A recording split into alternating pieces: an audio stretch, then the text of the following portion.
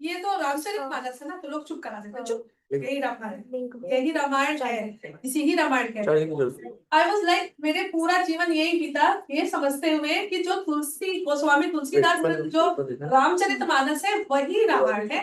जब थोड़े और बड़े हुए तो हमें पता चला कि संस्कृत निष्ठ जो महाकाव्य महाकाव्य है, जो एपिक स्क्रिप्चर है, जो कि ऋषि वाल्मीकि द्वारा रचित है, वो एक्चुअल रामायण है। लेकिन मैंने कई लोगों से पूछा कि क्या आपने पढ़ा है, तो एवरीवन सेड कि नहीं, हमने तो रामचरितमानस पढ़ा है।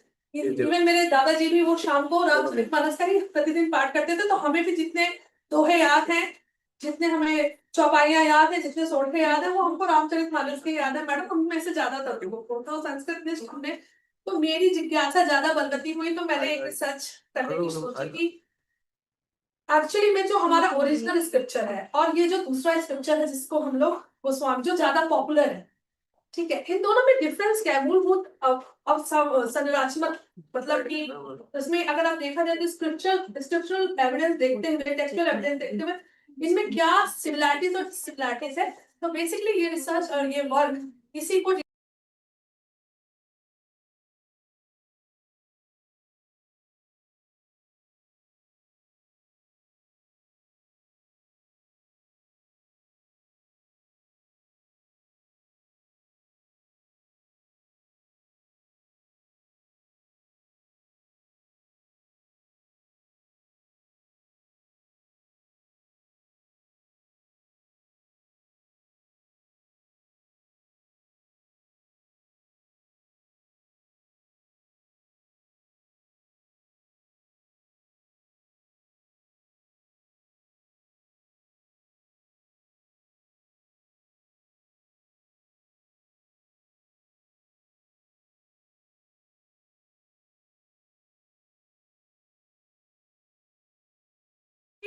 From the perspective of language, यानी कि टेक्सचुअल एविडेंस देखते हुए, फिलोलॉजी, और from the perspective of religiosity, यानी कि उसके जो धार्मिक संकेतक है उनके भी विषय में यहाँ पे मैं प्रस्तुत करना चाहूंगी। तो कुल मिला के जो रिसर्च क्वेश्चंस मेरे दिमाग में चल रहे थे, to start off with this research paper, जो बेसिक प्रीमाइस था मेरे दिमाग में कि इन दोनों में ही क्या मूलभूत अवसंरचनात्मक क्या डिफरेंसेस है। तो हमने इनके लैंग्वेज को चेक किया, इनके जॉनर को चेक किया, इनके कल्चरल कंटेक्स्ट को चेक किया, सोशल रिलीजियस और उस समय के जो पॉलिटिकल फैक्टर्स थे, स्पेशली जो तुलसीदास जी के 16th सेंचुरी इरा में जब मुगल पीरियड था उस समय, उसको चेक किया। और हमने ये भी देखा कि जब महर्षि वाल्मीकि ने लिखा तो उनके क्या आइडियोलॉजी थी। तो इन सारी बातों को जब समावेशित किया थ्रू अवर लिटरेचर रिव्यू, यहाँ पे मैं बताना चाहूंगी कि गीता प्रेस की तुलसी पीठ की जो हमारी मूल प्रतियां हैं उसको मैंने रेफर किया है। हाँ, yes, I know, I have to accept that I know Sanskrit very less, तो मैंने उसका हिंदी और इंग्लिश ट्रांसलिटरेशन कॉपीज को रेफर किया है। प्लस मैंने जो भाष्य है, कमेंट्रीज हैं, टिप्पणियां हैं, specially from the foreign writers, वो लोग इंग्लिश में अच्छा लिखते हैं, तो उन लोगों को भी रेफर किया है। गोल्डमैन एट ऑल, रॉकेटर्स, शेल्डन पोलॉक, इन लोगों को फ्रेमवर्क मैंने यूज किया है। 3 फ्रेमवर्क मेजरली यूज किए। एक था कि हमने क्रिटिकली एनालिसिस की टेक्स्ट को उसके फिलोलॉजी के हिसाब से, यानी कि टेक्सचुअल एविडेंस को एकेडमिक लेवल पे हमने चेक किया उनके फ्रेमवर्क को यूज करते हुए। तो हमने बड़ौदा एडिशन जो था क्रिटिकल एजुकेशन और वाल्मीकि रामायण का, उसको चेक किया था। फिर हमने पोलॉक की एक वर्नाकुलाइजेशन थ्योरी है, उसको हमने अडॉप्ट किया रामचरितमानस के लिए, क्योंकि रामचरितमानस वो अवधि में लिखी गई है, तो वो वर्नाकुलर है, यानी कि वो रीजनल लैंग्वेज में। संस्कृत जो है एक स्टैंडर्ड लैंग्वेज है विद क्लास अपील, और इधर अवधि है विद मास अपील। और हमने हर्मेनेटिक्स भी चेक की, जो कि क्योंकि इंटरप्रिटेशन चेक करने पड़ते हैं, हर वर्ड के अपने अपने इंटरप्रिटेशंस होते हैं, तो हमें पूरा कंटेक्स्ट या नरेशन को ध्यान में रखते हुए उस वर्ड की मीनिंग लेनी होती है। तो हर्मेनेटिक्स भी चेक करके हम एक प्रॉपर कंक्लूजन पे आ पाए, एक वैलिड रिसर्च फ्रेमवर्क बनाने की कोशिश की। ये एक्सप्लोरेटरी रिसर्च है, लेकिन supported by academic and empirical researches. तो हमारा जो एनालिटिकल मेथड था वो था कि हमने थीमेटिक मैपिंग की, दोनों ही बुक्स की जो इंग्लिश वर्जन थी उसको रन कराया सॉफ्टवेयर पे, देखा कि दोनों में कौन से ऐसे इंस्टांसेस हैं विभिन्न कांडों में जो मिसिंग है, जो इसमें है उसमें नहीं है, उसमें है इसमें नहीं है, उनका कंपैरिजन किया। और मिसिंग है तो क्यों है और क्यों नहीं है, इन सारी बातों पे इस पे काफी, तो मैं इस पे आती हूँ, अपने कंक्लूजन्स पे आती हूँ। अब मैं बताना चाहूंगी कि क्या डिफरेंसेस देखे गए। तो पहले तो आपको एज टेबुलेटेड हियर इन एक तो महाकाव्य है और दूसरा भक्ति काव्य है। अब मतलब मैं बार बार नाम नहीं लूंगी, इट विल बी, क्योंकि टाइम का भी लिमिटेशन है, तो आप इसको अंडरस्टैंड कर पाएंगे। ऑडियंस क्या थी उस समय, चूंकि वो एलीट क्लास के लिए लिखा गया था, जब महर्षि वाल्मीकि ने लिखा था, तो उन्होंने जो राम को प्रेजेंट किया है या उनके जो कैरेक्टर्स हैं उनके काव्य में, वो सभी के सभी पॉलिटिकल स्टीरियोटाइपिंग और एथिकल धर्म धर्म बेस्ड है उनका काव्य। जबकि चूंकि जब जब ये लिखा गया था गोस्वामी तुलसीदास जी द्वारा रामचरितमानस, उस समय पॉलिटिकल टेंशंस थी, एक तरह का कोई हिंदू हीरो नहीं था मुगल पीरियड में, तो उस रिलीजियस और पॉलिटिकल टेंशन को दूर करने के लिए एक भक्तिमय काव्य की रचना की गई, जिसमें कि एक गॉडमैनशिप दिखाई गई, राम को ज्यादा ईश्वर, वाल्मीकि रामायण में राम को मर्यादा पुरुषोत्तम की तरह, एक एथिकल लीडर की तरह दिखाया गया है। वहां वो एथिकल क्वेश्चंस वहां डाल, आप देखेंगे कि वहां फिलोसफिकल डिस्कोर्स ज्यादा है, वहां एथिकल क्वेश्चंस है, वहां मोरालिटी की बात है, वहां हर जगह आप देखेंगे कि एक प्रसंग रखा जाता है, एक चिंतन रखा जाता है, एक प्रश्न रखा जाता है, और उनका उत्तर वाल्मीकि जी फिलोसफिकल और एथिकल तरीके से देने की कोशिश करते हैं। जबकि यहाँ पे पर्सनैलिटी वाइज देखा जाए तो ऐसा स्टेबल एक गॉडमैनशिप टाइप की चीजें, यानी कि राम जी को इस प्रकार से चरित दिखाया गया है कि वो पहले से ही बड़े संतुलित व्यवहार के व्यक्ति थे। हालांकि वाल्मीकि जी के रामायण में उनको मानवीय दिखाया गया है, राम परेशान भी होते हैं, द्रवित भी होते हैं, वो द्वेलित भी होते हैं, चिंतित भी होते हैं, तमाम प्रसंगों में उनको उस तरीके से दिखाया।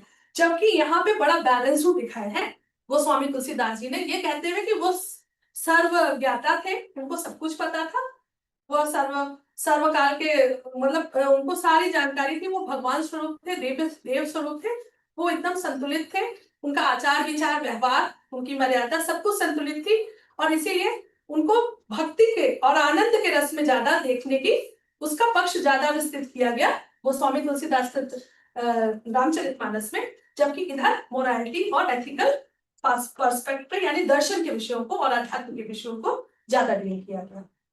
जो अगर नैरेटिव में देखा जाए तो बड़ी सारी चीजें हैं।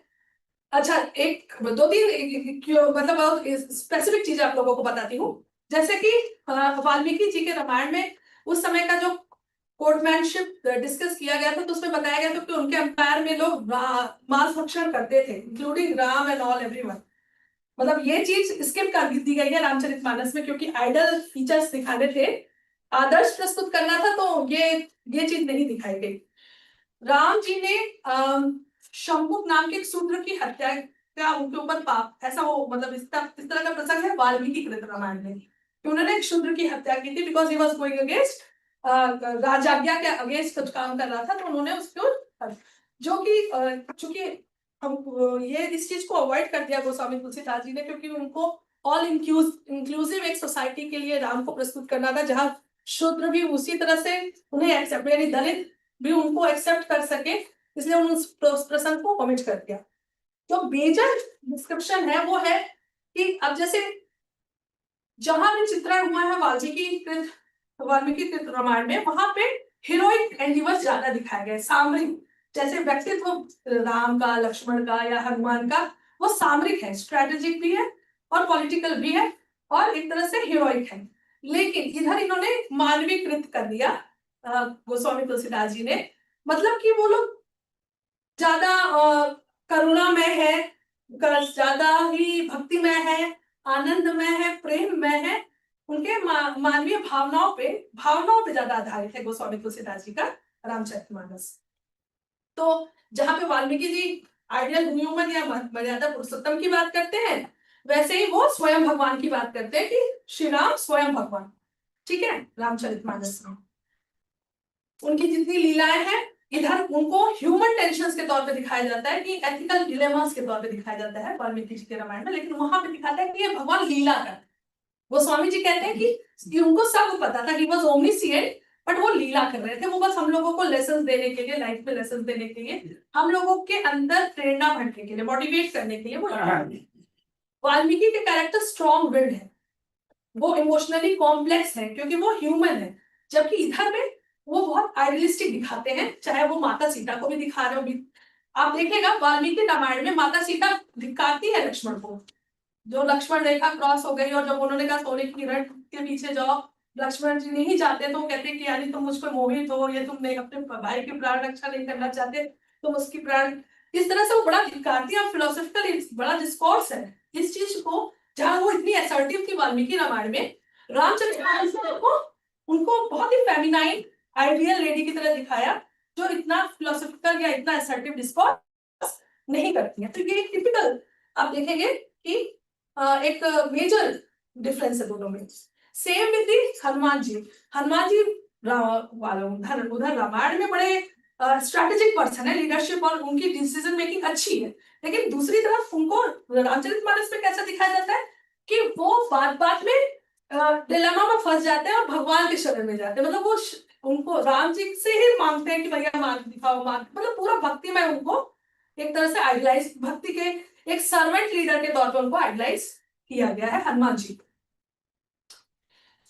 यहाँ पे क्या है, संस्कृत निष्ठ है तो थोड़ा इसकी पोएटिक जो ब्यूटी है वो कम है, लेकिन उधर चूंकि अवधि में लिखा गया है वो सुपर फ्लुएंस पोएटिक है, आपको आनंद ज्यादा महसूस होगा रामचरितमानस के पाठ में।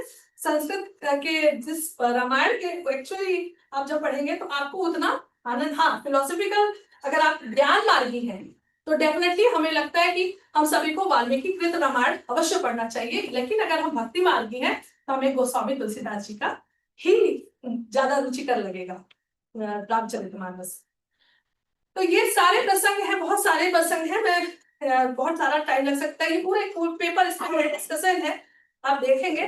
तो कुल मिला के अगर मैं कंक्लूजन पे आऊं तो मैं यही कहूंगी कि जो डिफरेंट काल देश काल परिस्थिति को ध्यान में रखते हुए ये दोनों किताबें लिखी गई, दोनों ही अपने अपने जमाने की एपिक्स हैं, महाकाव्य है, एक धर्म महाकाव्य है, एक भक्ति महाकाव्य है, और दोनों की ऑडियंसेस की नीड्स उस समय डिफरेंट थी। एक को ब्राह्मणिकल सुप्रीमेसी स्टैब्लिश करनी थी और उनको स्टेट्समैनशिप स्टैब्लिश करनी थी, तो उसको इलीट क्लास को ध्यान में रख के क्लास के लिए रामायण लिखा गया संस्कृत में, लेकिन मासेस के लिए क्योंकि उनको इमोशनल स्टेबिलिटी देनी थी, उनको एक टेंशन से उबारना था, उनको एक आइडल हीरो देना था जिससे उनको लगे कि नहीं कोई सेवियर है उनके, क्योंकि उस समय ऐसा टेंशन चल ही रहा था मुगल ईरा में, तो इसलिए उसका जो टेस्ट है वो डिफरेंट है। तो दोनों ही अलग अलग देश काल परिस्थितियों में लिखी गई, लेकिन दोनों ही एक दूसरे को निगेट नहीं करती कहीं से भी, both complement each other.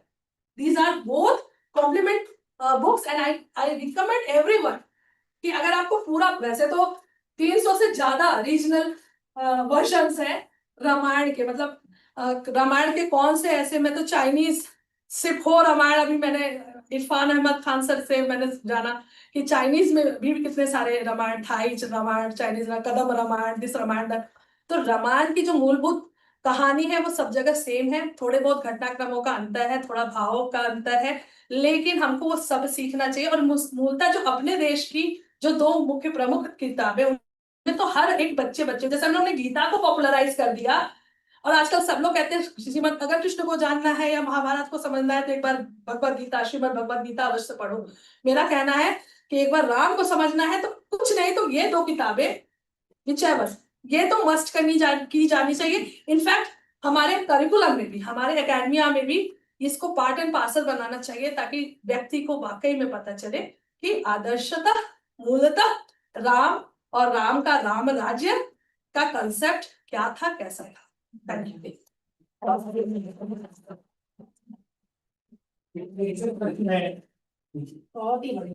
प्रश्न है जी सर। आपने बहुत कंफ्यूजन कर दिया सर, मेरे को बहुत कंफ्यूजन था इसीलिए मैंने रिसर्च किया, मुझे भी बहुत कंफ्यूजन था। मेरा प्रश्न ये है, आपने वाल्मीकि रामायण को स्टेटमेंट्स दिखाया है उसमें, ये बोले ना आपने, क्या हम वाल्मीकि रामायण में राम का जो चरित्र दिखाया है उसमें कृष्ण के चरित्र से मिला सकते हैं क्या सर? फिर मैं कहूंगी इसका उत्तर। एक प्रश्न और है, दूसरा ये अभी तक हमने सुना है कि राम के चरित्र में 12 कलाएं थी और कृष्ण में 16, कृष्ण के चरित्र में 16 कलाएं, कृष्ण में 16। और सोल एक्लाइसी, तो जिसमें कृष्ण चरित्र में बेईमानी भी है, पॉलिटिक्स भी है, और उसमें ये कहा गया कि जरूरत पड़े तो मार भी दो, चाहे वो अपना रिश्तेदारी हो, ठीक है। जबकि राम के चरित्र में ये सब नहीं दिखाया गया है, उसमें दया दिखाई है और माफी दिखाई गई है।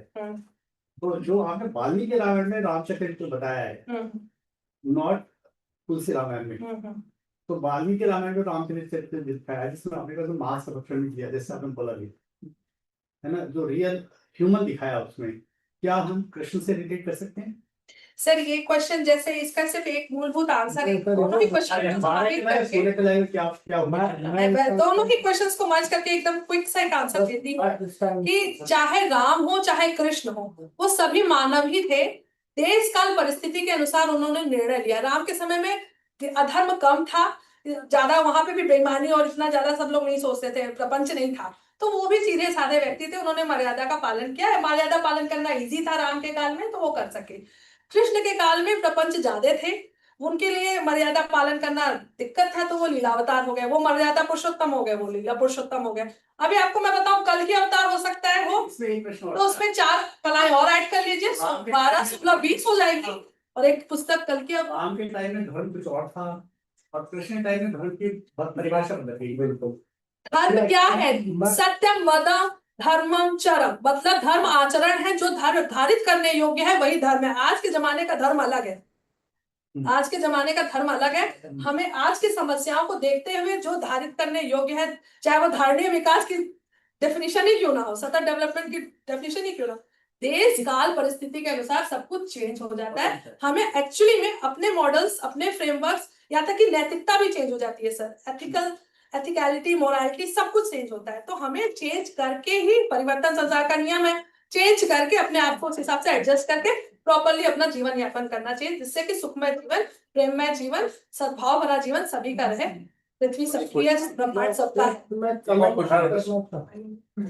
I'm loving कि इतने क्वेश्चंस आ रहे हैं, मुझे लगता है मैं for long time सर एकदम it allowed chair, if chair allows questions। दो कमेंट्स थे। कमेंट क्या है कि एक तो जो शाकू वंश में था उसमें मांस नहीं खाते थे, मांस खाना विधर्मी भोजन था, ठीक है। दूसरी चीज जो आपने कहा कि शंभुक दलित था इसलिए उसकी हत्या की। शंभुक वध जो है उत्तरकांड में आता है। कुछ लोग ये कहते हैं कि उत्तरकांड जो आक्षेप है इसलिए वो वाल्मीकि रामायण का वो पार्ट नहीं है, तो प्रॉब्ली इस चीज को कंसिडर करना चाहिए। और जो है वाल्मीकि रामायण इसलिए नहीं लिखी गई कि उन्हें कोई मैसेज देना था, बल्कि उन्होंने जैसा था वैसा लिखा, उसमें कोई प्रायर ऑब्जेक्टिव नहीं था। तो ये 2-3 कमेंट थे सर। कमेंट्स आप जो कह रहे हैं इसमें फर्क है। वाल्मीकि रामायण में लिखा है कि जब भरत पूरे नगरवासी सेना और सबके साथ राम जी को वनवास से वापस लेने के लिए जाते हैं और भारद्वाज ऋषि के आश्रम में पहुंचते हैं प्रयागराज में, तो भारद्वाज ऋषि भरत पहले क्यों आया है चेक करने के बाद कि भाई इंटेंशन क्या है, जब कंफर्म हो जाते कि नहीं जेन्युइन इंटेंशन है, तो कहते हैं अकेले क्यों आए, सबको क्यों नहीं लाए? तो बोले मेरे साथ लाखों लोग हैं, अगर सबको लाऊंगा तो आश्रम की व्यवस्था तहस नहस हो जाएगी। तो कहते हैं मुझे सबका आदरातिथ्य करना है। भारद्वाज जी सबको बुलाते हुआ उल्लेख है कि सैनिकों नगरवासियों के लिए मांसों के ढेर लगे थे, सूरा और सुंदरी की भी व्यवस्था पूरी तरह की गई थी। और सुबह सब इतने धूप थे कि बोले छोड़ो यार काम आ जाना, अपन यही पढ़ेंगे। ये वाल्मीकि रामायण में उल्लेख है सर, तो इसका ये डिस्प्यूटेबल है, लेकिन ये उल्लेख है इसलिए इसको मेंशन किया गया है। और रामायण है, सीता का जो गमन है, फिर से जो दोबारा जो उनको फॉरेस्ट ड्वेलिंग करनी पड़ी, वो उसका बड़ा करुणात्मक चित्रण है, बड़ा हृदय विदारक चित्रण है। लेकिन भक्ति रस को का रस मेंटेन रखना था, आनंद रस को मेंटेन रखना था, तो गोस्वामी तुलसीदास उस चैप्टर को, यानी कि उत्तरकांड को एकदम उन्होंने जल्दी से खत्म कर दिया।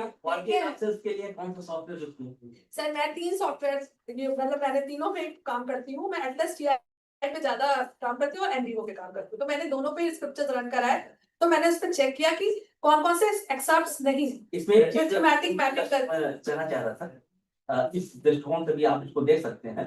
वाल्मीकि रामायण में जो शंभुक वध है वो ये कहना चाह रहा है कि देहाध्यास का त्याग किए बिना मुक्ति नहीं संभव।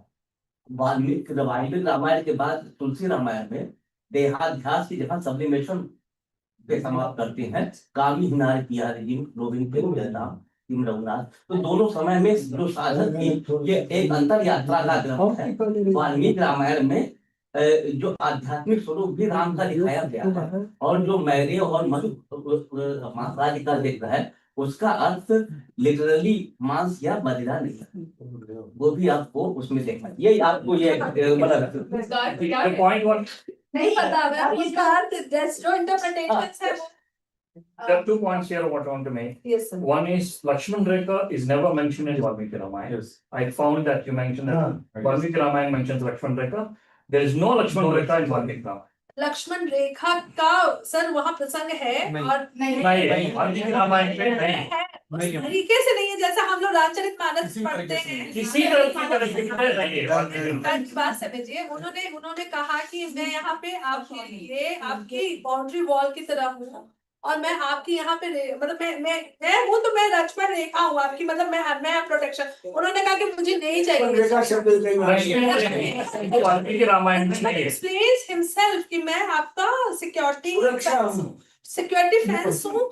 उसको हम लोग जैसे शाब्दिक भाविक अर्थ में कहते हैं। लक्ष्मण की रेखा ने अपने जो उन्होंने अपनी रेखा खींची अपने को व्यक्तित्व को बताते हुए, लेकिन तब उन्होंने मैडम मतलब सीता माता की सॉरी, तो उन्होंने कहा कि आप नहीं, ये बात नहीं है, तुम्हारे मन में कुछ और चल रहा है, और उस बात पे तब वो दुखी हो गए। फिर हो गए। ये भी है कि जो शब्दों के बारे में आपने बोला, शूद्र शब्द होती है। शूद्र शब्द जो है जन्मना जायते शूद्रम, संस्कारात् भवेत् तेजम्, और वेद पाठ भवेत् विप्रम ब्रह्म जानाति ब्रह्म। ऐसे शूद्र किसी दलित या किसी वर्ण विशेष के लिए रामायण या रामचरितमानस में नहीं है, उस काल में जिसको हम आज भी नहीं है। उस काल में उस तरह से आज हम इसके परिवेश में I want to add to ma'am's point, is sir's point. So in Ramayana time, Vishwamitra was Kshatriya. Then he later converted to Brahmin. Yes. Okay. So there was a change from one varna to another varna was always there. So Ram has not killed Shambhuka because he is Sudra. He has conflicted with varnas. Yes. He is disobeying to do the duties of his. So because of that he killed Shambhuka, and not because he is Sudra. But आज का दलित समाज का पठन तत्व बार-बार उस chapter को Otherwise, he should also kill Shabri. उद्धृत करके राम को बिना वाल्मीकि रामायण को पढ़े हुए आप रेफरेंस लेंगे, लेकिन अगर आप उत्तर कांड को पढ़ेंगे और क्यों वध हुआ है, तो आप देखेंगे तो वो सीधे And before Shambhuka नहीं थी पॉलिटिक्स अभी, लेकिन लेटर ये में before Shambhuka episode, there were 2 chapters completely dedicated for Valmiki to approach that position. What made Ram to kill Shambhuka? So those has to be examined. Can you let the people read? You have read and others have. I just read all of curiosity. जरा वो सब पहला brand आपका reservation है पक्का, आपको खड़े होकर जो RSC है कोई और ले लेना। So I just counted there are about 30 people in this room. How many of you have actually read Valmiki Ramayana? पूरा नहीं हुआ। From first sloka to last sloka. Even I have not read Ramayan because मैंने तो पहले श्लोक से लेके अंतिम श्लोक तक आपने कितने लोग पढ़ा है? 3, 4, 5, 6, 7 लोग। I'm in work in process. मैं claim नहीं करता। So that's about 25%, which is very good number. Right? So first thing we have to read it. A lot of us have not read it. I have not read it. So मेरा उसी number है। Why people don't read Valmiki Ramayana? too long and Very long, 2 volumes. Sanskrit होने के नाते एक तो संस्कृत है, हाँ। है ना, हम ना जाना हमें संस्कृत आमी, बिल्कुल गलत शब्द मैंने बोला। एक तो संस्कृत है जो हम लोग जानते नहीं है, सर एक तो ये भी कि हमारे घर वालों ने नहीं पढ़ने दिया वो। हमारे घर वाले सारा दोष घर वालों का हमको हमारे We are now independent. अब तो बात अलग है मैडम, लेकिन हम जिस एरा में है उसमें ये होता था कि रामायण को प्रेफरेंस दिया, सॉरी रामचरितमानस, हर घर में रामचरितमानस अब मेरे इवन तो अब मेरे पिताजी ने देश छोड़ दिए, अभी भी मुझे सपने में आके कहते हैं बेटा वाल्मीकि रामायण मत पढ़ना। पढ़ना।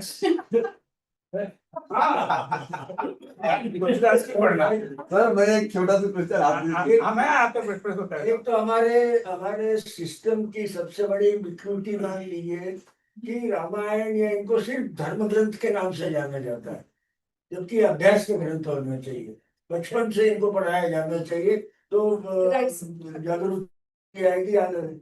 So what I've experienced, lot of us writing research papers on Valmiki Ramayana, but we've never opened Valmiki Ramayana. Interpretation. Google, GPT, banana paper, ठिकाने पर एक और एक पैराग्राफ इधर कॉपी मारा, एक पैराग्राफ इधर कॉपी मारा, एक पैराग्राफ नया पेपर हो गया। वाल्मीकि रामायण कभी नहीं पढ़ा। People have done PhD on Valmiki Ramayana without reading one. No. ये फैक्ट कह रहा हूँ आपसे। संस्कृत नहीं आती अच्छे से। They cannot claim to write a thesis on Valmiki Ramayana without reading it. You don't have to know Sanskrit. Sanskrit जानने को आवश्यकता नहीं है। That translates to विडम्बना ये है, अंग्रेजों ने संस्कृत सीख करके पढ़ी ना। बहुत पढ़ा है। Okay. बड़ा इंग्लिश वाला। आप बैठे। मैं ऐसे इस तरह कभी इंटरफेयर नहीं करता, but last 6 months or 1 year there's a group of 5 or 6 of us are seriously working on Valmiki Ramayana. हम बड़े गंभीरता से इसका अध्ययन कर रहे हैं। उसमें से कई जो हमारे साथी यहाँ बैठे हुए हैं, और हम एक एक श्लोक को अच्छे से समझने का प्रयास कर रहे हैं। तो प्रभु ने चाहा तो अगले अधिवेशन में आपको वाल्मीकि रामायण की भी कॉपी मिलेगी। तो we are working on that very seriously. One is to talk is cheap, other is to work. So we created a group of about 50 people. धीमे धीमे करके आधे लोग उसमें से निकल गए, because serious work people, right? So एक कारण यह कि संस्कृत भाषा हम नहीं जानते, मैं नहीं जानता, मैंने कहा नाम ना जाना थी संस्कृतामी और whatever। दूसरा कारण है कि बहुत बड़ा ग्रंथ है, 24,000 श्लोक, 24,000 लगभग एग्जैक्टली 24,000 नहीं, it's 23,000 odd, 23,500. odd 23,576. so पर हम अप्रोक्सीमेटली कह देते which is fine। महाभारत में 1 लाख श्लोक हैं, पर 1 लाख नहीं है, approximately, which is good enough। So we are trying to condense Valmiki Ramayana about 2,000 shloks, keeping the essence of Valmiki Ramayana, not tampering with it। कि उसमें से हम 2,000 श्लोक को इस तरह चयन करें कि वाल्मीकि रामायण की अल्टीमेटली इतिहास है वाल्मीकि रामायण, ये तो आप सहमत हैं? रामायण और महाभारत को ऐतिहासिक कहा जाता है, एज इट हैपेंड। तो वो 24,000 श्लोक चूंकि हम पढ़ नहीं सकते, हमारी क्षमता नहीं है, हमारे पास टाइम नहीं है, राइट? 7 लोग कितने बढ़िया शो आते टीवी, वो देखें कि ये वाल्मीकि रामायण पढ़े।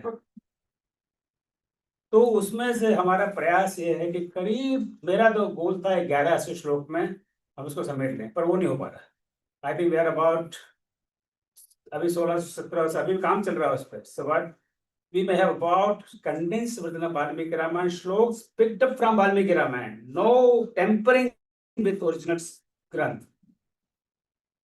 And then we are writing very simple Hindi translation. Not Gita Press Hindi translation is very complex for today's society. ज्यादातर हम लोग गीता प्रेस की किताबें पढ़ते हैं, राइट? बाकी पब्लिशर्स को भूल भाल गए, तो बड़ी सस्ती मिलती है किताबें, राइट? तो जो गीता प्रेस का जो ट्रांसलेशन है बड़ा क्लिष्ट ट्रांसलेशन, आप उसको पढ़ेंगे तो अब आप कह रहे हैं इसमें क्या क्लिष्ट है, अब आप हिंदी में PhD तो आपको क्लिष्ट लगेगा, और मेरा जैसा गंवार आदमी है मेरे समझ ही नहीं आता आधे शब्द। तो उसको अब हिंदी ट्रांसलेशन हम लोग कर रहे हैं, और जो भी हमारे सहपाठी इसमें लगे हुए, मित्र लगे हुए हैं इसमें, कि भाई इतना सिंपल हो कि चौथी कक्षा का बच्चा भी उसको समझ सके उस हिंदी भाषा में। अगर वो समझ नहीं सका तो आप अपने विद्वता का प्रदर्शन कर लीजिए कि मैं बड़ा विद्वान हूँ, इतनी शेक्सपियर की कोई भाषा हो तो वो शेक्सपियर ही समझेगा, हम तो नहीं समझते। So we need to simplify हमारी स्क्रिप्चर्स में इन सिंपल लैंग्वेज। 24,000 श्लोक पढ़े तो बहुत अच्छी बात है, पर हम नहीं पढ़ सकते, हमारे पास समय नहीं है, हमारे पास धैर्य नहीं है। सिंप्लीफाई। मैंने इसलिए इससे बात की कि आपको what is the need of the society today. अभी शंभुक वध की आप लोगों ने बहुत लोगों ने चर्चा की। उत्तरकांड जो प्रकाशित है गीता प्रेस ने, इट्स वेरी हाईली डिबेटेबल। युद्ध कांड के बाद में भगवान आ गए, हजारों वर्ष उन्होंने राज किया, शासन किया, फिर तो कहानी खत्म हुई। सारी फिल्मों में ये होता है, फिल्मों में जाइए हीरो जी जाग जा गया और ऑल हैप्पी टू फिर बाद में रावण का जन्म हो रहा है, उसकी सारी कहानी है। वेरी लॉजिकल, पर ये इज डिबेटेबल इशू नो, इसको कोई प्रूव नहीं कर सकता। नोबडी कैन प्रूव कि उत्तरकांड जैसा लिखा है वैसा ओरिजिनल वाल्मीकि ने लिखा था या नहीं लिखा था, हम डिबेट कर सकते हैं। या तो आपका पास वाल्मीकि का फोन नंबर तो उनको कैसे भेज दें कि भाई आपने लिखा था, एक नहीं लिखा था, वो एक तरीका। मैंने भेजा 2-3 बार मैसेज पर, उत्तर नहीं दिया। So what I'm trying to say is there's a dire need of looking at all our scriptures and simplifying them, summarizing them without tempering them. आजकल देखिए बहुत सारे लोग रामायण लिख रहे हैं। मंदिर बना है जब से बड़े बड़े विद्वान रामायण के, जिसको देखो आप हर तीसरा आदमी रामायण लिख रहा है, अपनी अपनी रामायण। Their own story. कितनी रामायण पर कितने टीवी सीरियल चल रहे हैं, पता नहीं कहाँ के स्टोरी। मजा बड़ा सुनकर देख कर बड़ा मजा आता है नो। उर्मिला और लक्ष्मण वहां विश्वामित्र के आश्रम में मिल रहे हैं, उनका प्रेम हो रहा है। या चाहे वो गीत नहीं गा रहे कि आजा मेरी जान, ये सब वो भी होगा कल के टीवी सीरियल होगा। ये दुर्दशा टीवी सीरियल कर रखी है, but you watch them in entertainment और किस तरह देखते हैं ये थोड़ा। So in short I would like to say we should not be unnecessarily getting into all this issues। ये मांस वाली बात, भाई मांस खा लिया तो क्या हो गया, कुछ नहीं। आप इतना पाप करते हो दुनिया भर का, वो बंद कर दो ना थोड़ा बहुत। कभी एक आध छकाक थोड़ा खा लिया, बकरा Why we make such a big issue about it? But I'm saying it's not a such a big issue. 24,000 श्लोक में अगर एक श्लोक में ऐसा कुछ लिखा है कि उनके सैनिकों ने मांस खा लिया, धुत तो हो गए। सैनिकों का तो काम है धुत होना, तभी तो लड़ सकते हैं। फौज में कितनी, आज भारत देश की फौज में कितनी शराब पानी की तरह भेजी जाती है, आप जानते हैं ना। कोई भी वेजिटेरियन नहीं होगा। कैंटोनमेंट एरिया में जो उनके जो क्या कहते हैं उसको, क्या कहते हैं आर्मी के कैंटोनमेंट की शॉप को, कैंटीन कहते हैं। वहाँ दारू का, शराब का भाव और बाजार में शराब का भाव कितना फर्क है। मैं तो पीता नहीं हूँ तो मुझे पता नहीं, पर आप लोग पीते हैं, आपको पता हो। So we spend so much time in show our knowledge। देखो परिणिकांड के तरह नंबर ये, अध्याय नंबर ये, श्लोक नंबर 4 में देखो लिखा है मांस का है। Why we waste so much time? It doesn't really matter. It doesn't really matter। मैंने अपनी बहुत ज्यादा बात कर दी, but I think unnecessary बात से we just want to show off our knowledge, which is not relevant, right? It's not relevant, right? It's not relevant। हमें अध्यात्म इसमें एक बात कहना चाहेंगे, ग्रंथों को समझें, ग्रंथों को पढ़ें, राम वो जाने। आइडियल है, और जब राम पे अटैक हो रहा है तो पूरी सनातन संस्कृत पे अटैक हो रहा है। और इसलिए हमको जो है यह आवश्यक है कि हम जो फितूर की बात लिखें। दिक्कत यह है कि इन ग्रंथों को अंग्रेजों ने पढ़ करके और इंग्लिश में लिख लिया, वो इंग्लिश हम पढ़ रहे हैं, छोटा सा रेफरेंस लिख करके। बाइबल में कुमारी कन्या के गर्भ से श्री कृष्ण पैदा हो जाते हैं, कोई क्वेश्चन नहीं, सनातन संस्कृत में तुरंत। इसलिए मेरा ये कहना है कि हमको देखना है कि ये कहाँ से आ रहा है। ये हमें अध्ययन वाल्मीकि और रामायण महाभारत आदि का सिंबॉलिक स्टडी करना चाहिए। और मैं आप चूंकि इस पर काम कर रहे हैं, मैं आपसे रिक्वेस्ट करूंगा, एनवी खडानी की बुक है, और जहां उन्होंने Sanskrit as a language of ब्रह्मांड उन्होंने किया। अब संस्कृत में इसका क्वालिफाइड क्या आंसर है, क्या उसमें से निकलता है। हो सकता है उस पर्टिकुलर श्लोक का अर्थ ये निकलता हो कि फला डिजीज में दिए दवा दी, ऐसा भी रामचरित में रामायण और महाभारत है। हमें उस ट्रेजर को स्टडी करने की जरूरत है और हमें प्रोटेक्ट करना है। और अगर हमें लगता है कि वेस्टर्न वर्ल्ड ने हमारे सारे ग्रंथों की बर्बादी की, तो अंग्रेजी क्यों पढ़ते हैं, पढ़िए ना अपने संस्कृत के ग्रंथ। बिल्कुल सर, मिला दिया गया है। There is a concept of ideological perversion। जैसे इंडिया में आर्यन इन्वेजन थ्योरी थोपी गई, नॉर्थ एंड साउथ में द्रविड़ को कंसेप्ट दिया गया तो बहुत सारे वर्ड की पावर जो होती है आपके नेशंस को डिवाइड एंड रूल करती है, और वन ऑफ द शंभुक वध is also part of that thing. अगर हम इन सारी चीजों को एक्सेप्ट करते रहेंगे तो आपकी सोसाइटी की जो आइडियल स्ट्रक्चर है वो खत्म हो जाएगी। तो हम वेस्टर्न वर्ल्ड को नहीं क्रिटिसाइज कर रहे हैं, लेकिन there are powers, they want to divide our society and they are doing continuously, they are doing. हम लोग सब कर रहे हैं, हम लोग उसी का प्रयास कर रहे हैं, ऐसा नहीं है कि। So thank you very much for your time being. And now we would like to invite Dr. Sunita Sharma for the next presentation, and I trust all the participants. The time limit in mind, 10 minutes for presentation and 2 minutes for question and answer. अभी हिंदी में बोल सकते हो तो मैं बोलता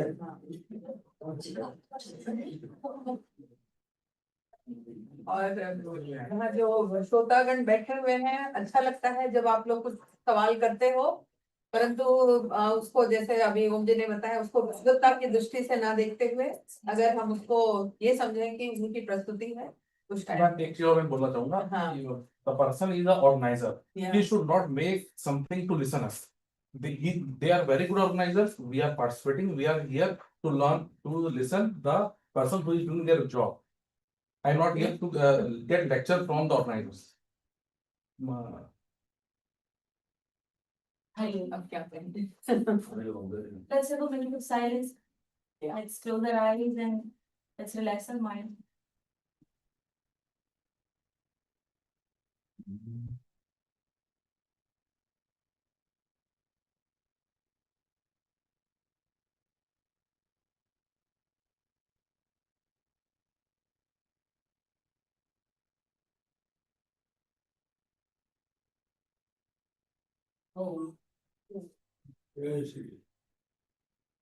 तो मेरा परिचय एक लाइन पे, मेरा नाम डॉक्टर सुनीता शर्मा है, मेरी पीएचडी वाल्मीकि रामायण में हुई है और पिछले 10 साल मैंने जामिया मिलिया इस्लामिया में गेस्ट प्रोफेसर की तरह पढ़ाया। अभी मैं करियर ब्रेक पर हूँ। वहां पर मैं योग सूत्र पढ़ाया है मैंने एमए के बच्चों को कंटिन्यू 7 साल। तो वाल्मीकि रामायण और योग सूत्र दोनों पर मैं हल्की फुल्की पकड़ रखती हूँ, क्योंकि पूरी पकड़ रखना तो इस जीवन में संभव नहीं है। तो मेरा जो विषय है वो है आंतरिक स्थिरता से सतत विकास। जब सतत विकास की बात चलती है तो उसमें कैसे ये जो सतत विकास है वो मन से शुरू होता है, और कैसे हमारे जो ऋषि परंपरा है जो कि पतंजलि है उनको मैं कहाँ देख पाती हूँ, कहाँ मैंने देखा है जितनी चरण कर, वो मैंने इस पेपर में रखा है। मैं आपके सामने 2 बहुत प्यारे से श्लोक करने वाली हूँ। उसका कारण ये है कि जब आप संस्कृत को नहीं जानते तो आप कहते हैं पता नहीं ये कैसी भाषा है, लेकिन जब आप इस भाषा को जानते हैं ना तब आप कहते हैं आह क्या भाषा है।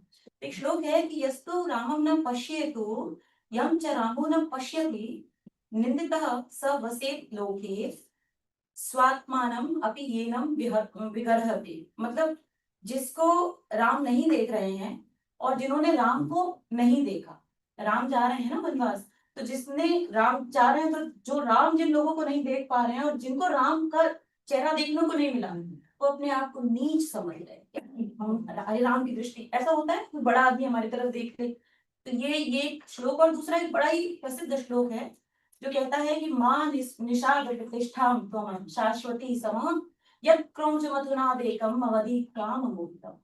काम में मोहित एक जो पक्षी है वो आपको मार दिया, जाओ तुमको शाश्वत शांति नहीं मिली। मैडम शाश्वत शांति की बात नहीं मिलेगी, वाल्मीकि कह रहे हैं, क्योंकि आपने प्रेम को नष्ट किया।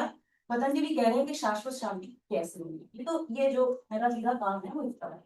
समस्या है कि रामायण में जनरली जब लोग बात करते हैं बाहरी वातावरण की बात करते हैं, लेकिन मुझे ऐसा लगता है कि रामायण जो है वो मन का संघर्ष है। और मैम मैं आप लोगों के सामने एक बात कहना चाहूंगी, जब मैं पीएचडी कर रही थी मुझे हिरन दिखाई देने लगे थे। मेरा पीएचडी का जो इंटेंसिटी थी, संस्कृत में मेरी थीसिस है, कि मुझे राम और राम की घटनाएं लिखने लगी थी। तब मैंने ये पाया, ये तभी के मेरे बीज हैं, तब मैंने ये पाया कि कैसे रामायण केवल समाज को का स्ट्रक्चर करने की कोई कहानी नहीं है। रामायण जो है वो हम भारतीयों की आत्मा और हमारे जेनेटिक्स को, अरविंदो कहते हैं कि वेदों में जो लिखा हुआ है वही रामायण में आपको प्रत्यक्ष होते हुए दिखता है। वेद का प्रत्यक्ष जो है वो रामायण के अंदर है। और ये बात सत्य है कि अगर वाल्मीकि रामायण नहीं लिखी गई होती तो जितनी भी आनंद रामायण, अध्यात्म रामायण, तमाम रामायण, भारत से बाहर की रामायण, तुलसीदास की रामचरितमानस आज नहीं होती। तो आधार जो है वो वाल्मीकि रामायण है। इसकी परिकल्पना क्या है कि व्यक्तिगत जो स्थिरता है वो सामाजिक सतत विकास के लिए आवश्यक होती है।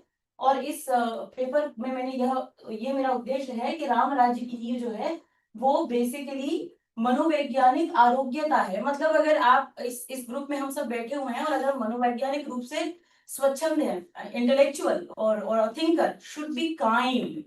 अगर मैं कुछ सोचती हूँ और सामने वाले ने कुछ कहा, if I be not offended by that, तो मेरा एकेडमिशियन ग्रुप जो है वो उज्जवल और अच्छा होगा। लेकिन अगर मैं ऑफेंडेड होकर पर्सनल हो जाती हूँ तो मैं एज एन एकेडमिशियन और इवन राम भक्त होकर भी मैं ग्रो नहीं कर पाऊंगी, है ना।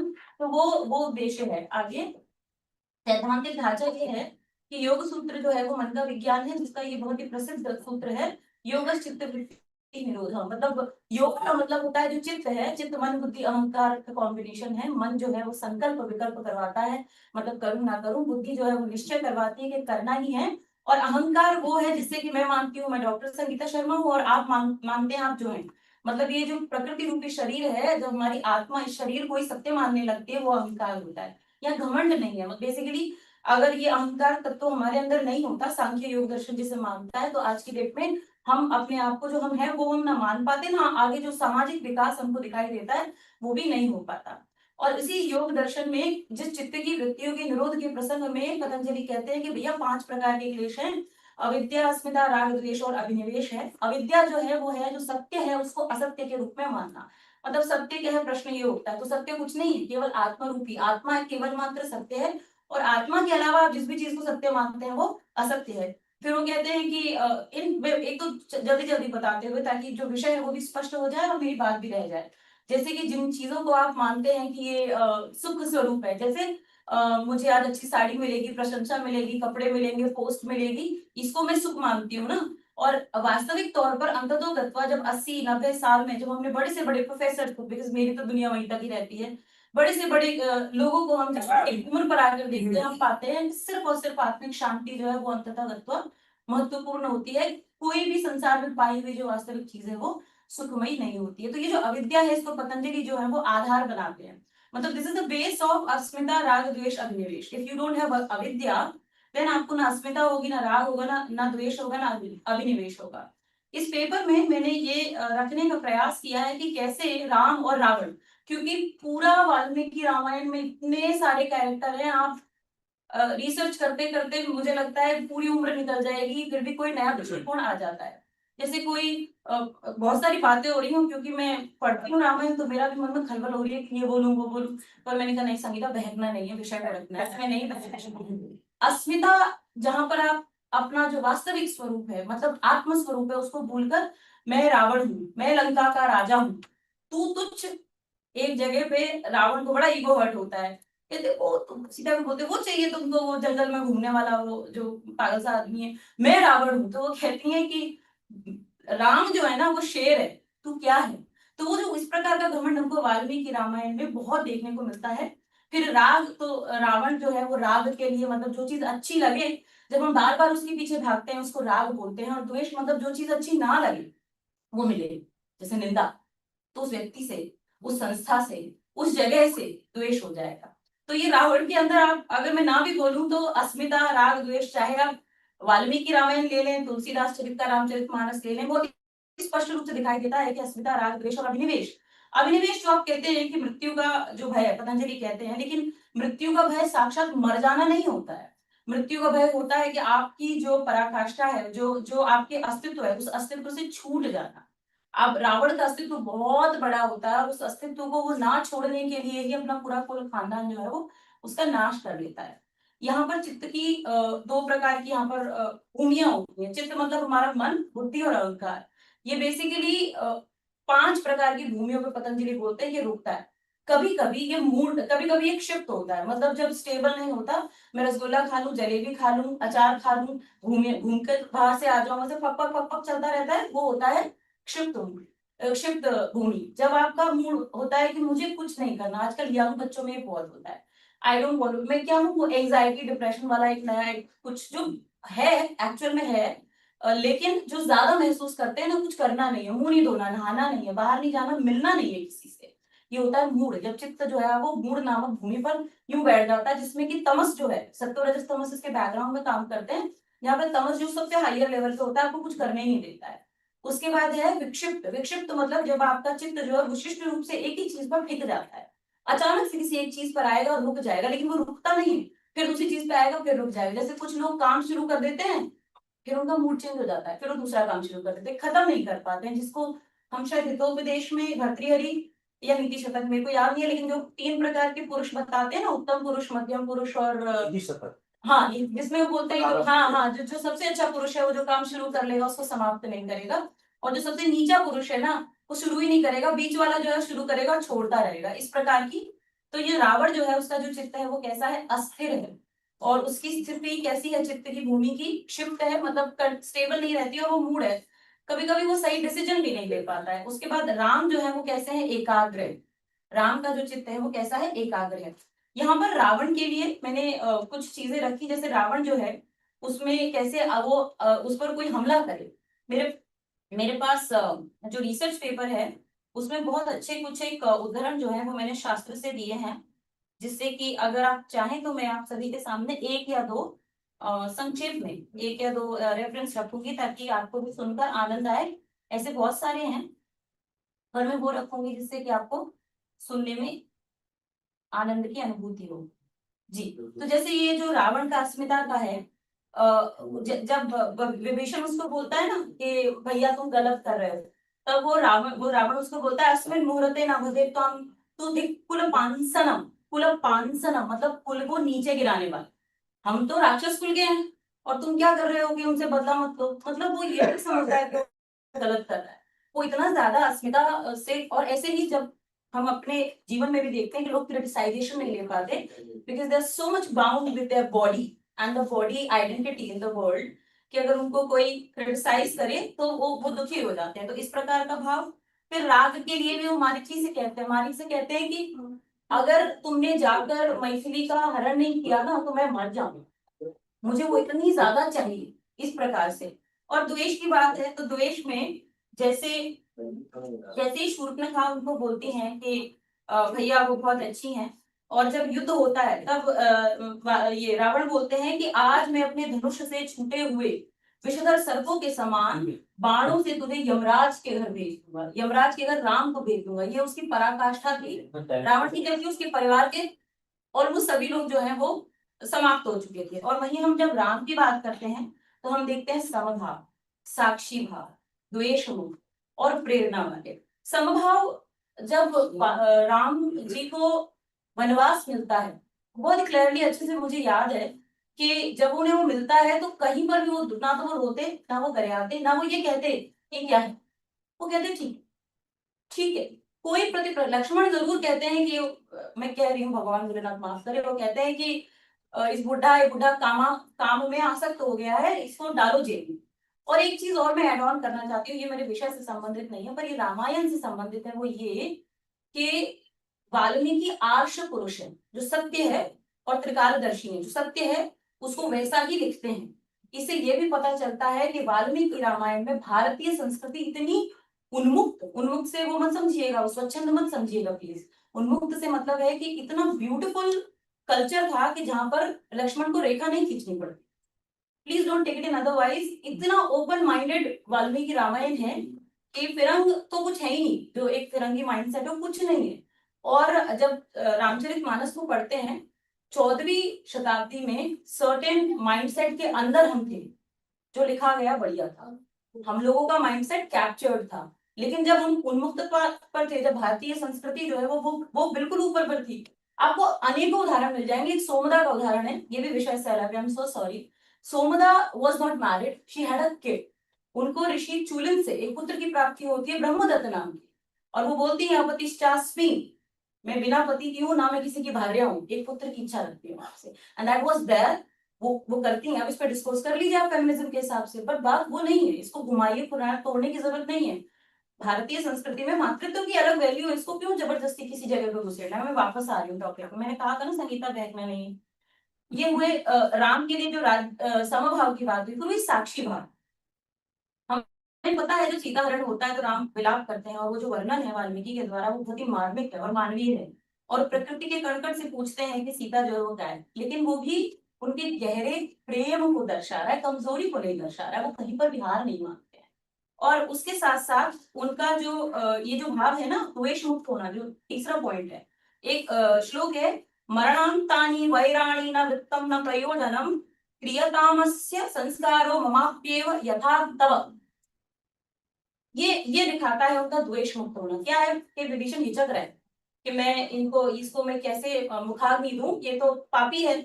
तब राम कितनी सुंदर बात कहते हैं कि मर गए, मरने के बाद कोई लड़ाई झगड़ा नहीं है भैया, तुम्हारे बड़े भाई ने इनके शरीर को सम्मान पूर्वक विदा करके।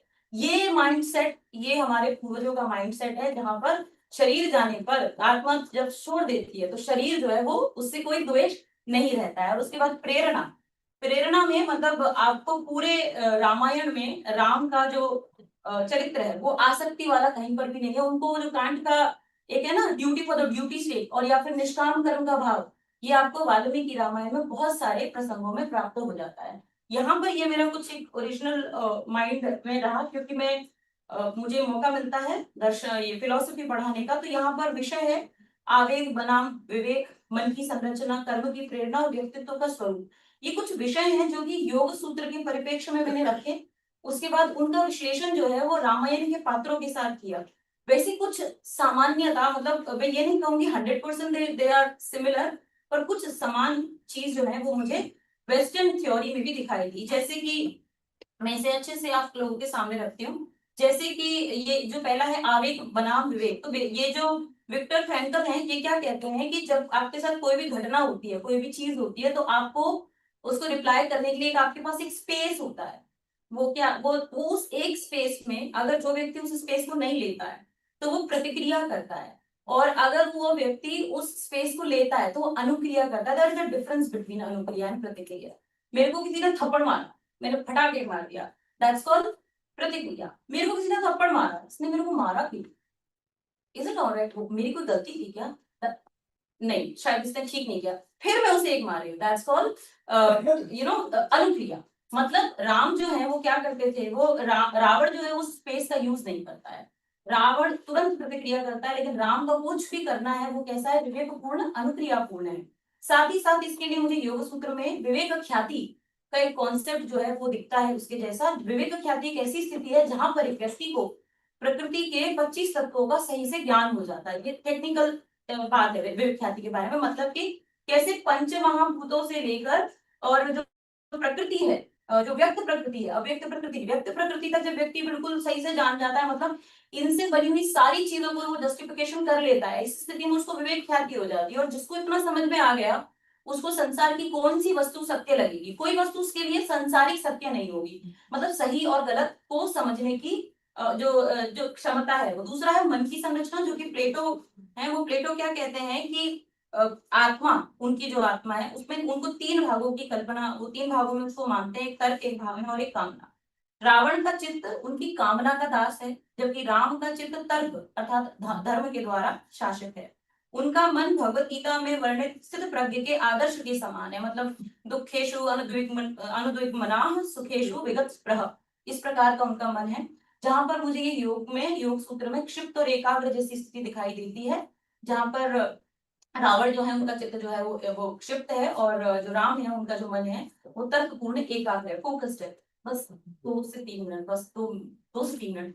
और अगला है कर्म की प्रेरणा, वो जो कांट है वो जैसे कि वही निष्काम कर्म की बात करते हैं, जहां पर योग सूत्र में अभ्यास और वैराग्य की बात हुई, मतलब किस प्रकार से।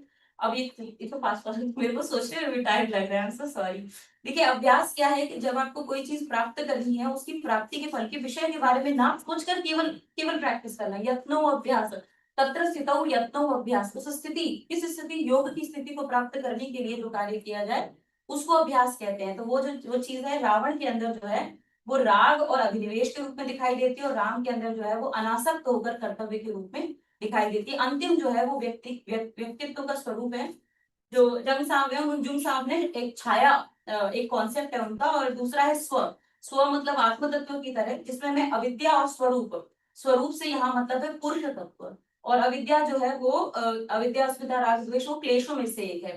तो रावण जो है वो अपनी ही अविद्या, अपनी ही छाया, अपनी ही परसेप्शन से ग्रसित है, और राम जो है वो अपने ही स्वरूप, अपने ही आत्म तत्व में स्थित है। इस प्रकार से इन सिद्धांतों को मैंने यहाँ रखा। और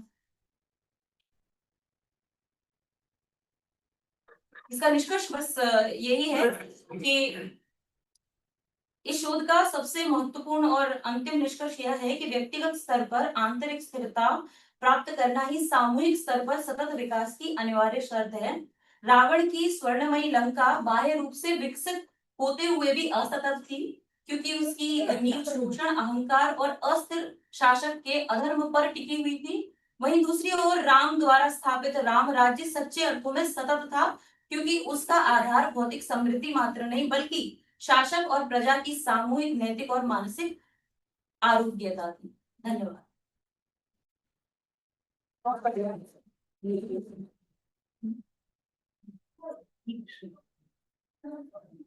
किसी का कोई प्रश्न है सुझाव? वेल स्टडीड, वेल फिर आपने करी है कि assumptions क्या है योग सूत्र के, जो आपने ये अपने जो लिए प्रीमाइसेस और उसको रामायण, और फिर उसके बाद अभी मॉडल कंसेप्ट जो है धरती विकास, सस्टेनेबल डेवलपमेंट, अगर तीनों ही चीजों को आप, क्योंकि आप योग जानती हैं तो आपने योग ले लिया, रामायण कॉन्फ्रेंस है तो रामायण और सस्टेनेबल डेवलपमेंट। नहीं मैम, मैं ऐसे नहीं उठाती हूँ। मेरी फिलोसफी में एमए है, मेरी संस्कृत में एमए है और मेरी योग में एमए है। तो मैं 3 सब्जेक्ट में मास्टर कर उसके बाद बोल पा रही हूँ। मैं ऐसे चूज करके नहीं पेपर लिखती हूँ, ऐसे नहीं करते हैं। अच्छी, मैं यहाँ पर डीप स्टडी में उस पे नहीं कमेंट करती, लेकिन प्रीमाइस मुझे नहीं समझ, मतलब रिसर्च करने का जो प्रीमाइस है, ये तीनों चीजों को लेके चलने का, क्योंकि ये तीनों चीजें सिर्फ इस कॉन्फ्रेंस में मिल रही है और आपके डिसिप्लिन से मिल रही है, लेकिन कहीं ये प्रीमाइस एग्जिस्ट करता है, assumption एग्जिस्ट करता है। मुझे नहीं लगता कि योग सूत्र और वाल्मीकि रामायण को लेकर मेरी नजर में अभी तक काम पड़ा है, इसीलिए मुझे इस काम ने अट्रैक्ट किया, क्योंकि मुझे लगा कि इस पर अगर मेरे से आधी भी शुरुआत होगी तो बहुत इंटेलेक्चुअल्स हैं हमारे पास जो शायद इस काम को और वाइड और बेटर लेवल पर लेकर जाएंगे। यानी अभी एग्जिस्टिंग assumption सोच रही है। आपने बहुत अच्छा प्रदर्शन किया, और इसमें एक थोड़ा सा ऐड करना है।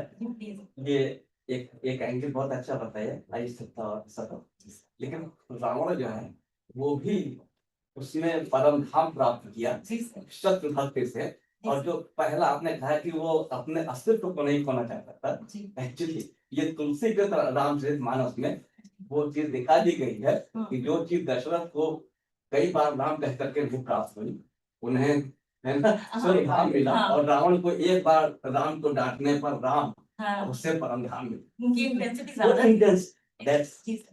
और ये जो है योग सूत्र की विद्यार्थी में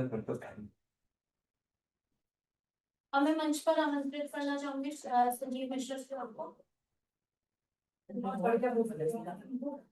आप अच्छा बोलते हैं।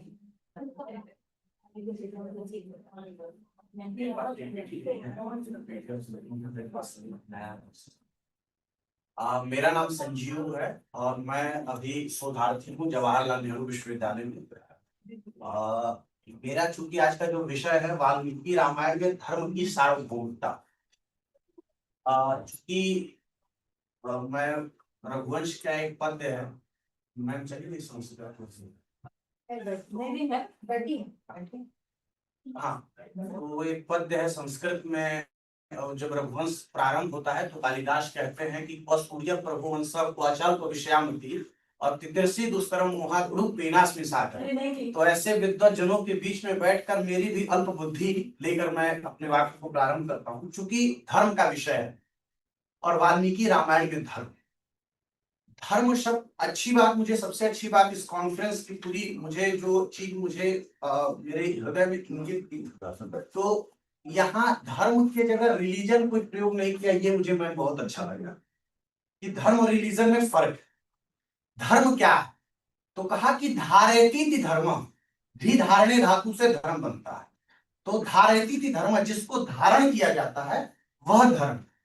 तो हमारे जैसे मतलब हम लोग जैसे विद्यार्थी जो रहते हैं वो पूछेंगे भाई कि किसको धारण करना है, प्रश्न आएगा, तो आचार्य जवाब देते हैं कि धृतिक क्षमा दमस्तेयम शौच निंद्रिय विग्रह और धीर विद्या सत्यम क्रोधो दशकम धर्म लक्षण। इस 10 चीज को जो धारण करता है वह धर्म है और वह सनातन धर्म।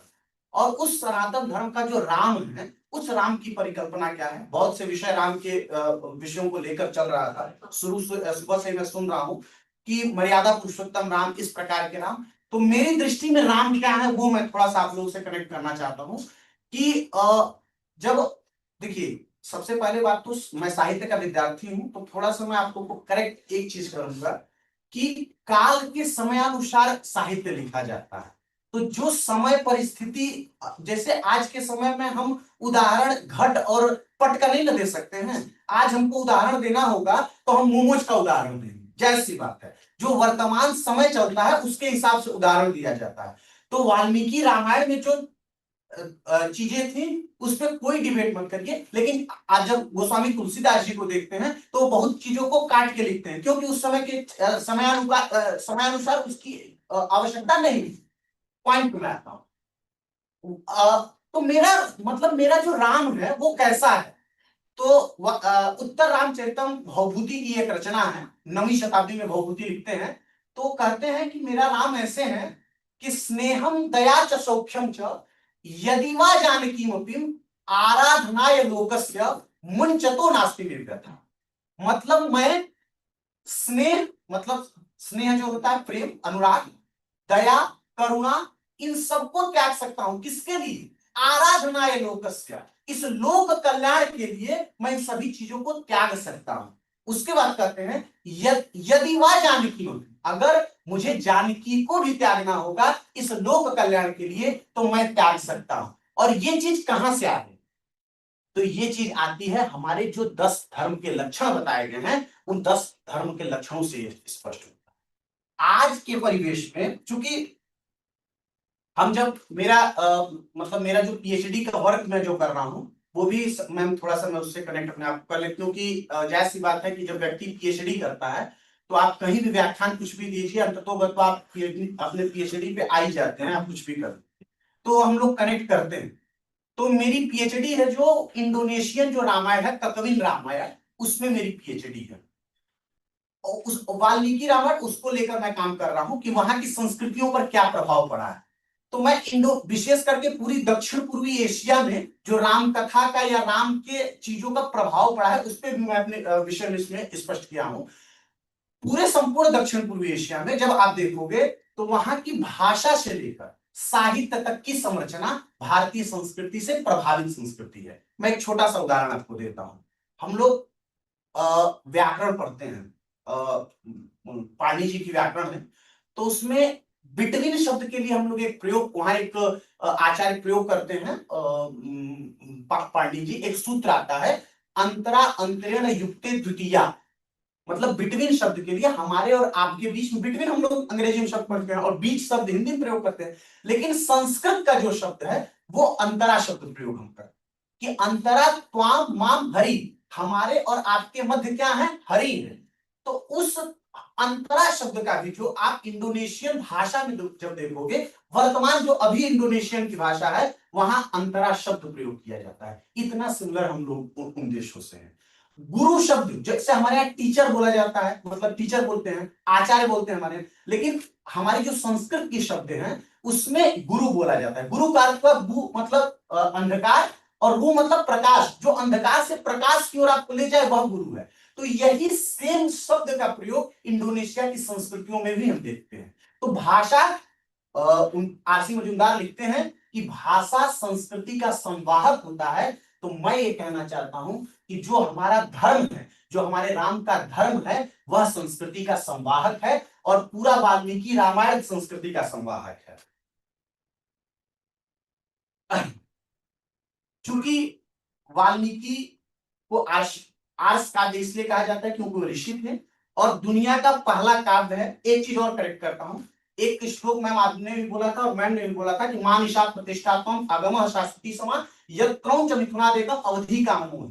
मैं थोड़ा सा करेक्ट इसलिए कर रहा हूं क्योंकि जिस ग्रंथों में जहां पर एक पक्षी के वियोग को, पक्षी के क्रंदन को अगर इस प्रकार दृष्टि दिया गया है उस रामायण में ऐसी कोई मिथ्या बातें नहीं लिखी जाएगी। ये मेरा व्यक्तिगत विचार, मुझे ये लगता है कि ये पाश्चात्य पर मैं आरोप नहीं लगा रहा हूं, ये भी मैं कह रहा हूं, मानने को मैं तैयार हूं कि हमारे साथ देखिए, जहां पे समाज रहेगा, जहां पे संस्कृति रहेगी, एक पक्ष भी है तो दूसरा विपक्ष रहेगा, इसमें कोई दो राय नहीं है। हो सके कुछ चीजें गलतियां हुई, लेकिन इसका मतलब ये नहीं कि हमारे ग्रंथों में ये चीज भी लिख दी गई है, तो उसको भी हमको करेक्ट करना चाहिए। वाल्मीकि रामायण का आपका क्रिटिकल एडिशन जो आपने उदाहरण में आपने दिया था, और मैं आपको धन्यवाद इसलिए भी बोलूंगा मैम कि आपने मतलब अपने जो रिसर्च पेपर आपने लिखा उसमें बहुत शालीनता पूर्वक अध्ययन करके आपने लिखा है, क्योंकि आपने जो वो प्रश्न बताया कि जब मतलब वो रेखा की तो बात मैं नहीं जान रहा हूं, लेकिन वो प्रसंग मैं भी पढ़ा हूं कि जब उनको धुका मतलब वो सीता का उसके प्रति वो दिखता है, परितोष दिखता है सीता का कि तुम ये गलत कर रहे हो। ये वाल्मीकि रामायण जो गीता प्रेस वाली है उसमें स्पष्ट रूप में लिखा है, इसमें कोई दो राय नहीं। तो कहने का मतलब है कि टेक्स्ट जो हम पढ़ रहे हैं, पहली बात, क्या हम जब अंग्रेजी हम सीख सकते हैं, फिलोसफी पढ़ने के लिए हम अंग्रेजी सीख ले रहे हैं, हम किन्हीं चीजों को करने के लिए अंग्रेजी सीख ले रहे हैं, तो क्या हम अपने ग्रंथों को पढ़ने के लिए संस्कृत क्यों नहीं सीख सकते? मेरा एक प्रश्न है।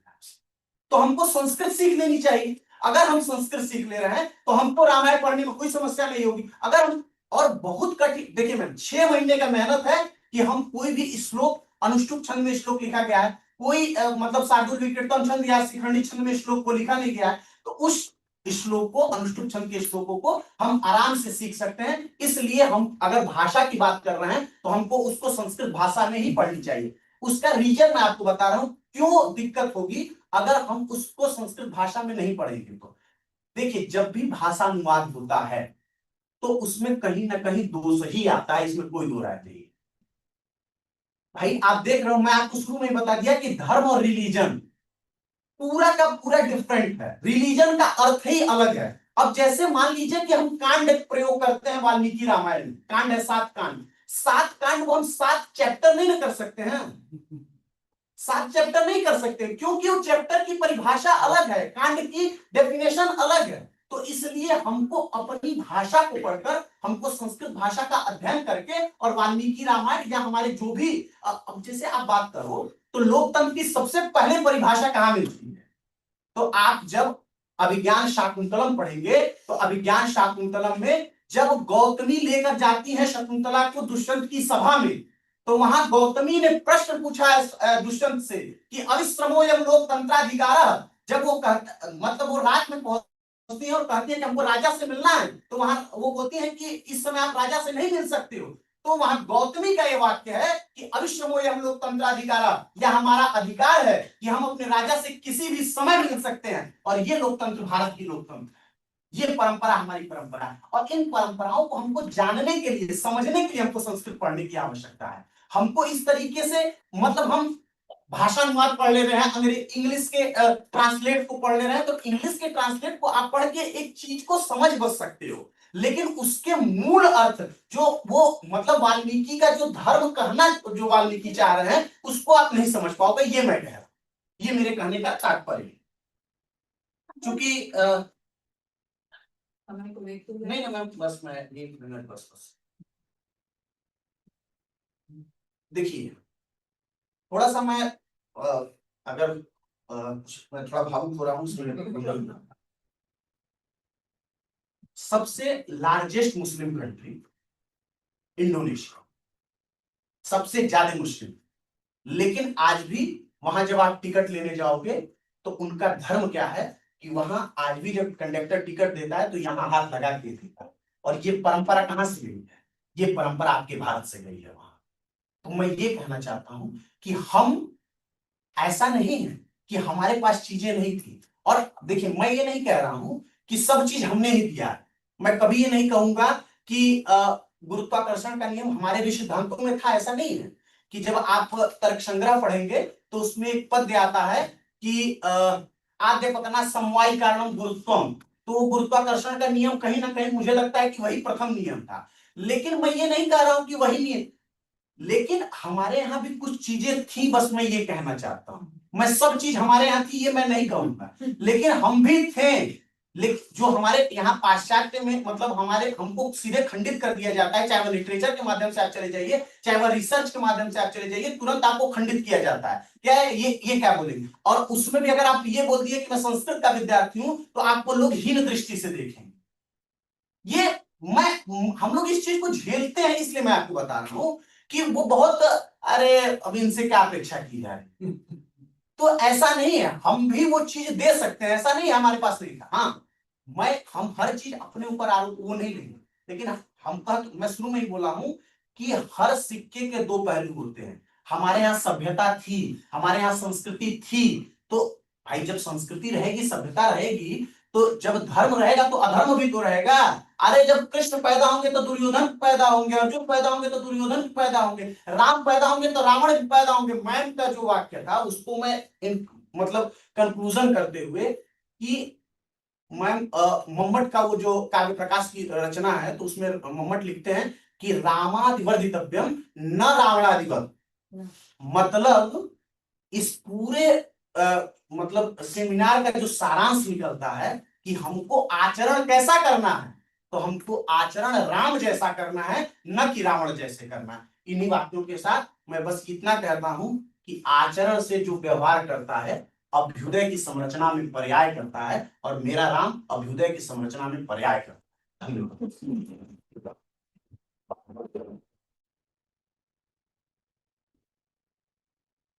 किसी का कोई प्रश्न या सुझाव? बस एक बात जो कि बहुत ज्यादा सर, देखिए हम प्रयास कर रहे हैं सर इसको सीखने का। हम लोग के साथ यही हुआ मैम कि हम लोग गवर्नमेंट एजुकेटेड हो गए अपने टाइम पे, लेकिन जब से जागृति हुई है तब से प्रयास कर रहे हैं। आप लोग संस्कृत में ज्यादा ज्ञाता है, पुरोधा है, हम लोग अभी बिगनर्स लेवल पे हैं, पर निश्चित मानिए कि सीख के हम अपने ही मूल ग्रंथों को पढ़ के आगे से जो भी भविष्य में कार्य करेंगे एक बात वो मैं कहना चाह रही हूँ कि आप लोग हैं, देखिए जो डायलेक्टिकल थिंकिंग है वो तब की जाती है जब कुछ बेचना होता है, ये लेंगे या ये लेंगे। और इसमें पूरी दुनिया में जो पाश्चात्य धर्म है उनके यहाँ एक अल्लाह है, एक शैतान है। आज तक तय नहीं हो पाया कौन ताकतवर है, अल्लाह या शैतान है। लेकिन जो भारतीय दृष्टिकोण है उसमें महादेव के दोनों हैं, देवता भी बिल्कुल दैत्य भी है, बस प्रामाणिक हो। कांटा कठोर है, तीखा है, इसमें उसकी मर्यादा है। मैं कब कहता हूँ वह घटकर प्रांतर का वो छापुर बने। इसे धन्यवाद। अब मैं मंच पर आमंत्रित करना चाहती हूँ विजय विजय नाम को।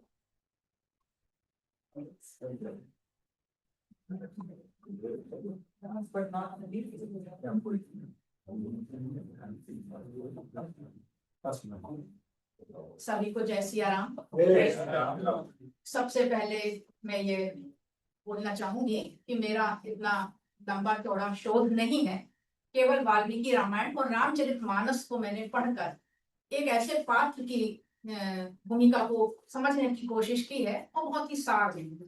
इसलिए इन दोनों आदि कवि के द्वारा लिखा वाल्मीकि रामायण और रामचरितमानस, इसमें एक पात्र है जो एक ऐतिहासिक पात्र की भूमिका में बदल जाता है राम के वनवास को लेकर।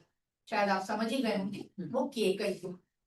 और इस सबके पहले मैं सब उन सुधी जनों को यहाँ पर प्रणाम करती हूँ, क्योंकि मानस में गोस्वामी जी ने कहा है कि जे न तरहि भव सागर नर समाज अस्पाई ते कृत निंदक मंदमति आत्मा हन गति जाए। इतने सुंदर और ऐसे विद्वत जनों का यहाँ मिलना और इतने अच्छे इस विषय को यहाँ पर सबने प्रस्तुत किया है, और उसको यदि हम किसी प्रकार से ना उसमें आ पाए तो ये आत्महत्या के बराबर ही कृत्य कहा है मानस में गोस्वामी जी ने। और मेरी जितनी बुद्धि है मैं उसके अनुसार बोलूंगी, और इसके पूर्व में जितने वक्ताओं ने बोला उनको सुनने के बाद तो आप मुझे क्षमा ही करें, क्योंकि उतना मेरा कोई ज्ञान नहीं है। ठीक है।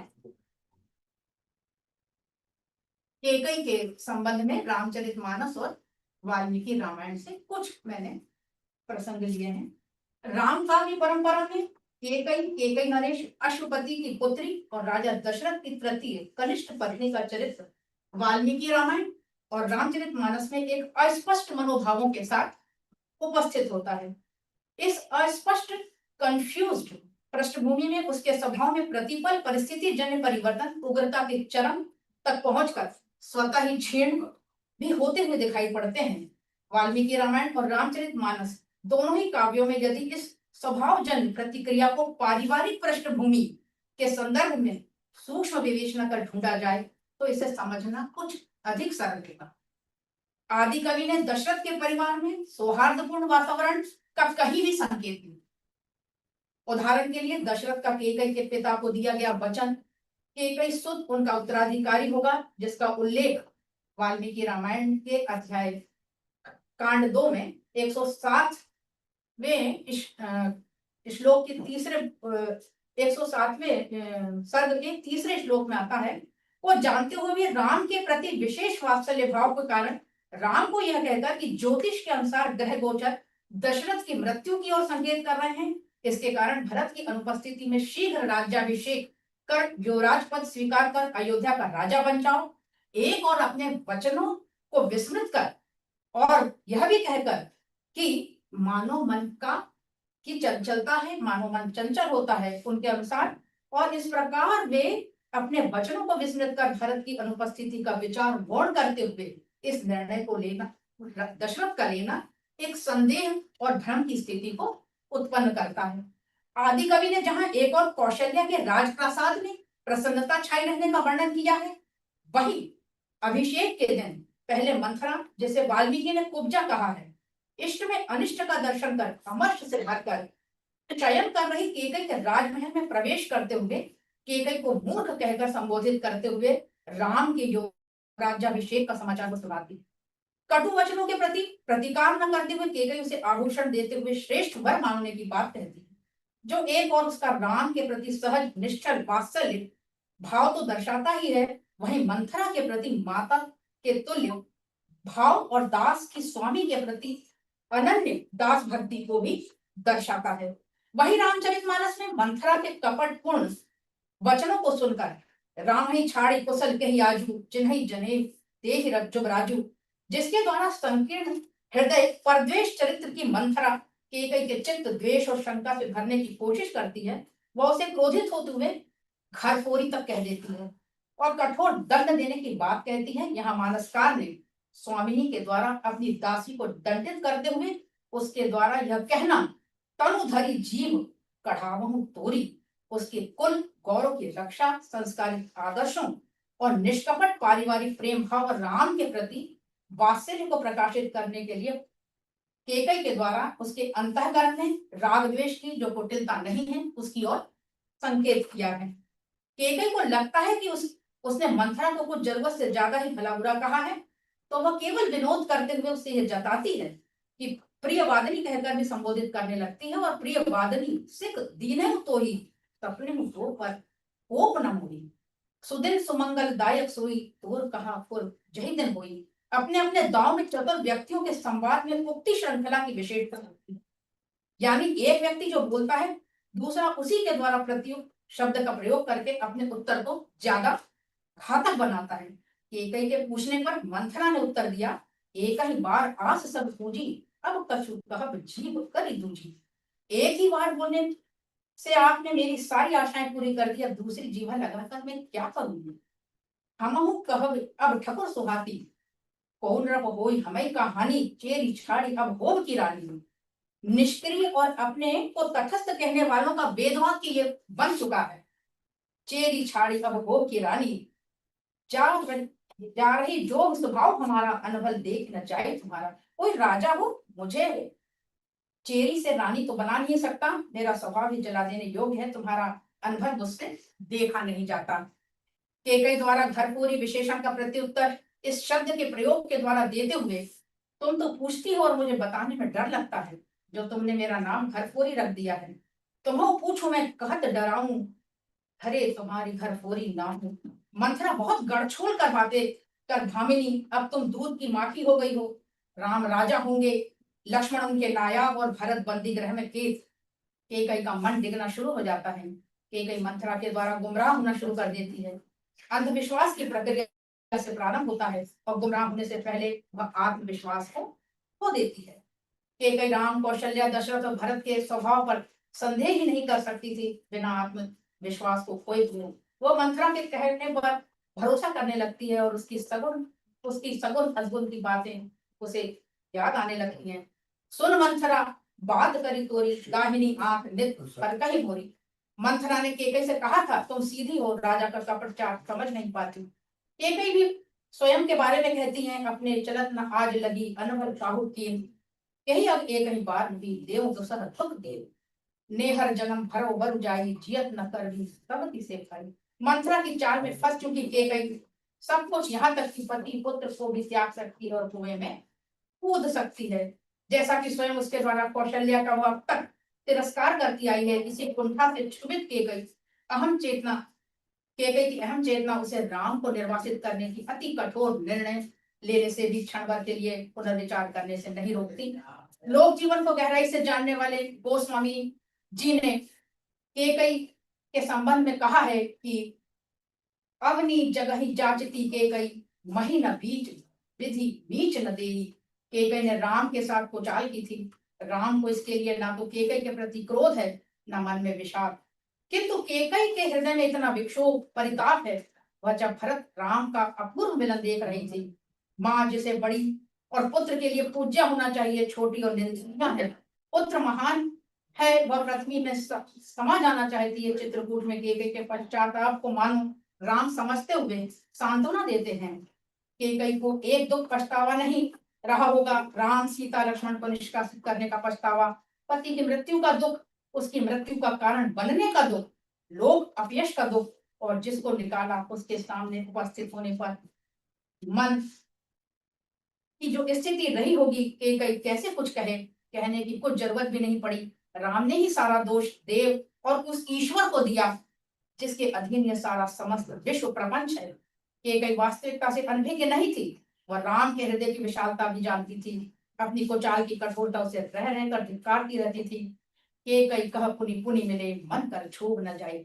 मानस में गोस्वामी जी ने केकई के मनोद्वंदों, सत असत प्रवृत्तियों का संघर्ष, मानसिक संघर्ष का चित्रण मानव मनोविज्ञान की जानकारी के आधार पर ही किया है।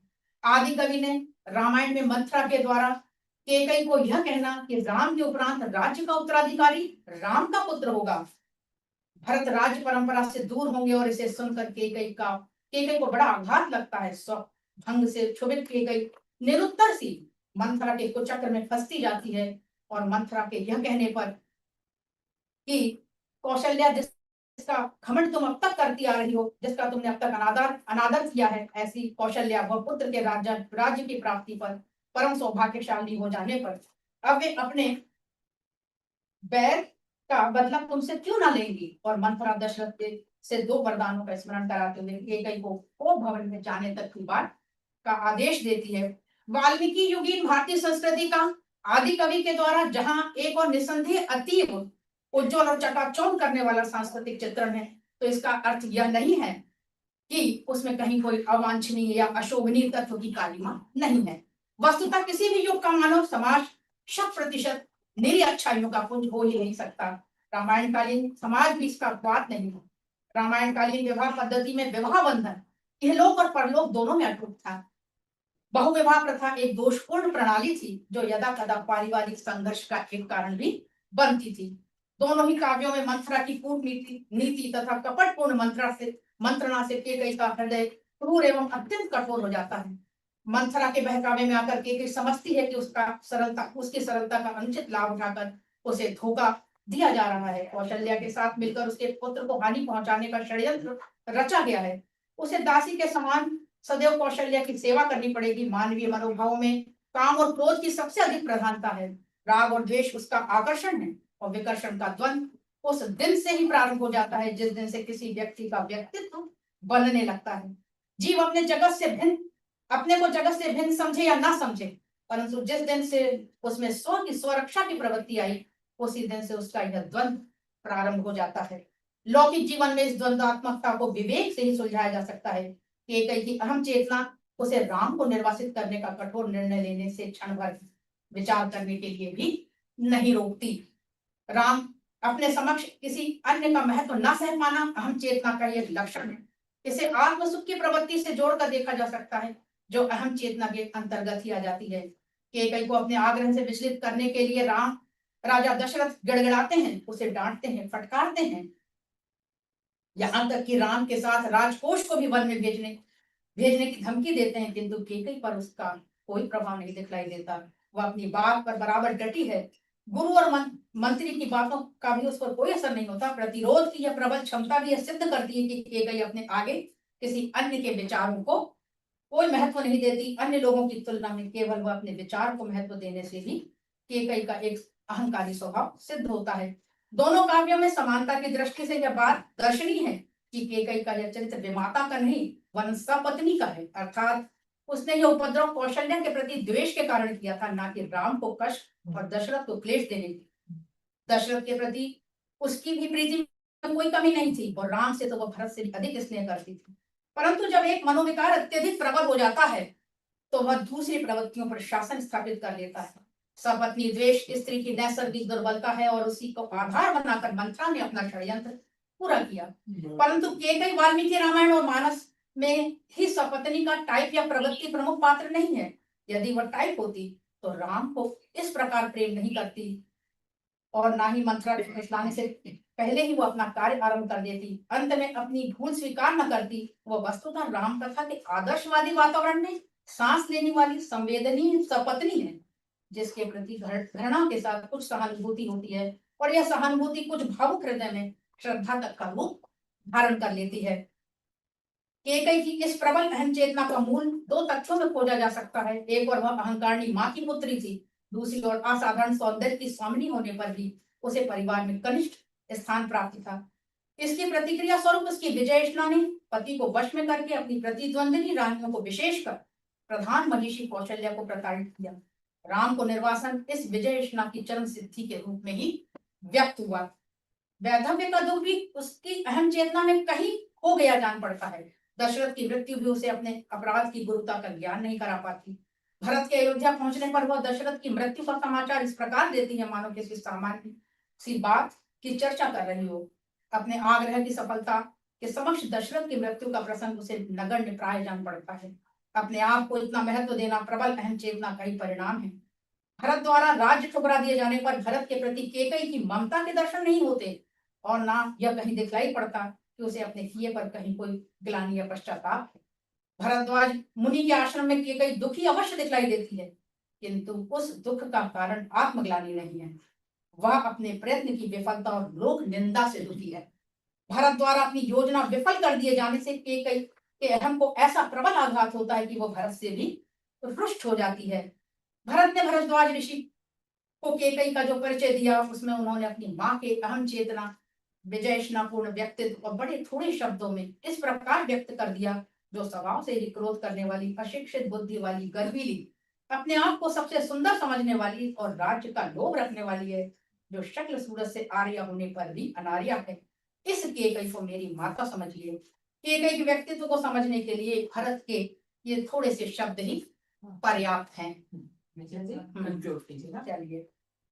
केकई के चरित्र का इन दो छोरों से संबंध में प्रोफेसर दिनेश चंद्र सेन के अनुसार इस प्रकार के चरित्र वाला व्यक्ति सर्वथा बड़ी उत्तेजना से कार्य करता है। वह केंद्र पर नहीं टिकता, किंतु परिधि के एक सिरे से दूसरे सिरे तक बड़ी शीघ्रता से दौड़ लगाता। दो विरोधी छोरों पर गतिशील केकई के व्यक्तित्व का रहस्य अहम चेतना में निहित है। जिस किसी बात से केकई को अपनी श्रेष्ठता प्रतिपादित करने का अवसर मिलता है, केकई उसका आचरण करती है और उसका झुकाव उस ओर होता है, किंतु जहां कहीं उसकी श्रेष्ठता पर आ जाती है, केकई अपने व्यक्तित्व की समग्र शक्ति से उसका प्रतिरोध करती दिखाई पड़ती है। अंत में इतना ही कहूंगी कि जहां तक वाल्मीकि और तुलसी का प्रश्न है, उनमें से इस विषय में अधिक मतभेद नहीं है। केकई की स्थिति निंदनीय दिखलाते हुए भी दोनों कवियों ने उसके प्रति सहानुभूति का परित्याग नहीं किया। मानव प्रकृति की दुर्बलताओं को उदार दृष्टि से देखा और भवितव्यता को स्वीकारा है। अंतर यह है कि वाल्मीकि ने मुख्य रूप से मानवीय प्रकृति की असंतुलित और अनिश्चित वृत्ति को प्रकट किया है, वहीं तुलसी ने विधि, गति और होनी के विषय में अधिक कहा है और इस अप्रत्याशित षड्यंत्र के मूल में देवीय प्रेरणा और सुर प्रपंच को भी दिखलाया है। अवतारवाद और अलौकिक लीला की पृष्ठभूमि में मानस की केकई लांछनीयता के कदम से उठाकर वंदनीयता के उच्च आसन पर भी बैठा दी गई है। साथ ही विद्वानों ने किए गए क्रूर कर्म को की यवनिका में लोक कल्याणकारी योजनाओं का सूत्र भी जोड़ा है। जय श्री शब्द को आगे बढ़ाते हुए मैं डॉक्टर ओम गुप्ता से अनुरोध करूंगी कि कृपया वो मंच पर आए और सभी प्रतिभागियों को प्रमाण पत्र प्रदान करें। और मैं सभी प्रतिभागियों से अनुरोध करूंगी कि कृपया वो मंच पर आए और अपना प्रमाण पत्र ग्रहण करें।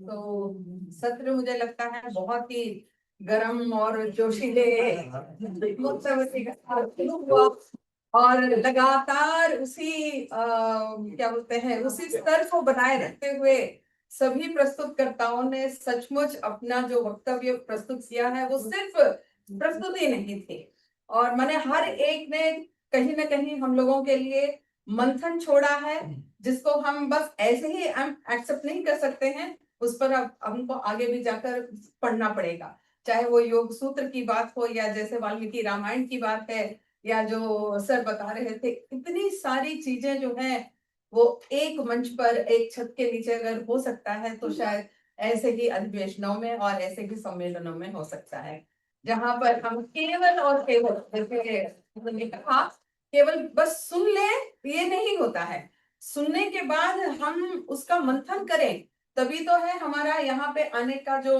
माने कहते हैं ना एम ऑब्जेक्टिव जो हाँ फलितम तभी हमको मिलेगा जब यहाँ पर हम कुछ सोचने को बाध्य होते हैं। तो समय काल परिस्थिति को ध्यान में रखते हुए लेखकों ने, कवियों ने, महाकवियों ने, महापुरुषों ने जो भी अपनी अपनी बातें कही अपने काव्यों में, वो लगता है कि उस समय पर वो आवश्यकता थी। और कवि लेखकों का एक ये भी था मेन उद्देश्य उनके जीवन का कि जो समाज है उसको हम सही दिशा और दशा दें। तो इसी को दृष्टि में रखते हुए सभी लोगों ने अपने अपने जो प्रस्तुतिकरण किए हैं। आप लोगों ने बहुत मजा आया, सचमुच ऐसा लग रहा था एक समय पे कहीं ये महाभारत तो नहीं हो जाएगा। But yes, I think we all could take the control और अपनी इंद्रियों को हमने दमन किया। तो योग सूत्र का और सभी चीजों का जो हम लोगों ने बढ़िया ढंग से ताल के बैठा दिया। तो ओम जी का मैं बहुत बहुत धन्यवाद देना चाहूंगी कि इस सत्र के लिए हमें अध्यक्ष उन्होंने चयन किया और that's it and thank you so much आप सभी का। बहुत अच्छा सर प्रोफेसर को तो बोलना ही चाहिए। साउथ से तो साउथ से क्यों साउथ वाले ऐसी कोई चीज नहीं होती।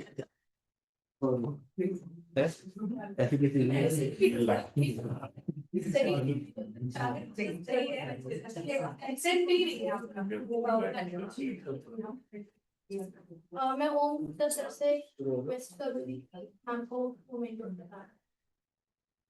उसका मंच सब मंचन के मध्य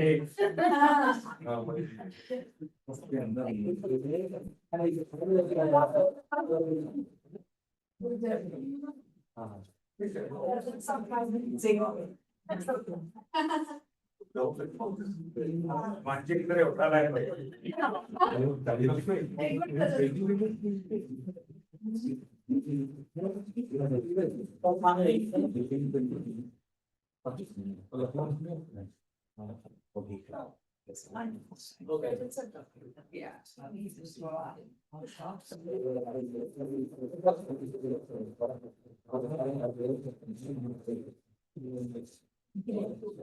धन्यवाद।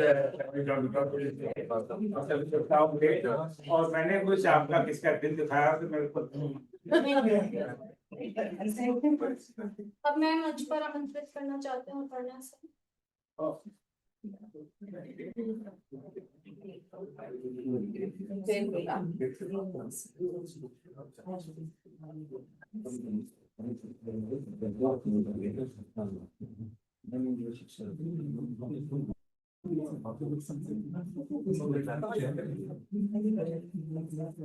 संगीता शर्मा।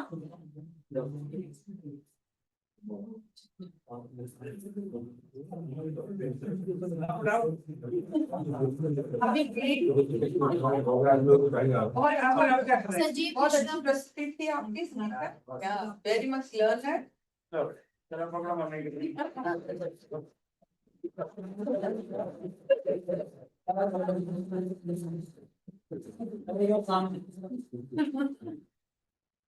Okay sir. बेटा मेरे साथ है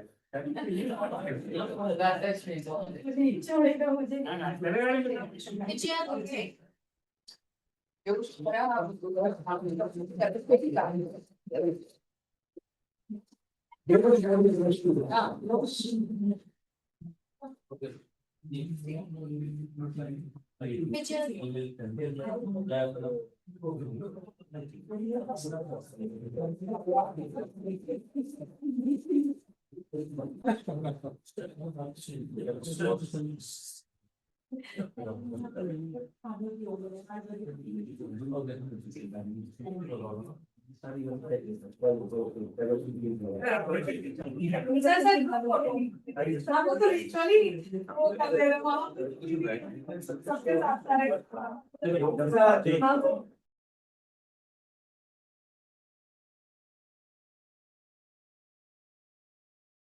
हरिद्वार जा रहे हैं हर की पौड़ी में, तो हर की पौड़ी पे जब जाएंगे तो वहां पे एक ब्रिज बना हुआ है शिव धनुष के आकार का, और मुझे आपको बताते हुए प्रसन्नता है कि वो ब्रिज हमने डिजाइन किया हुआ है। पिछले देशों में 10 बेस्ट ब्रिजेस में उसका इंक्लूजन हो चुका है, नॉमिनेशन। जरूर देखिएगा उसको, अपने कार्ड भी लगा हुआ है, बोले सियावर राम की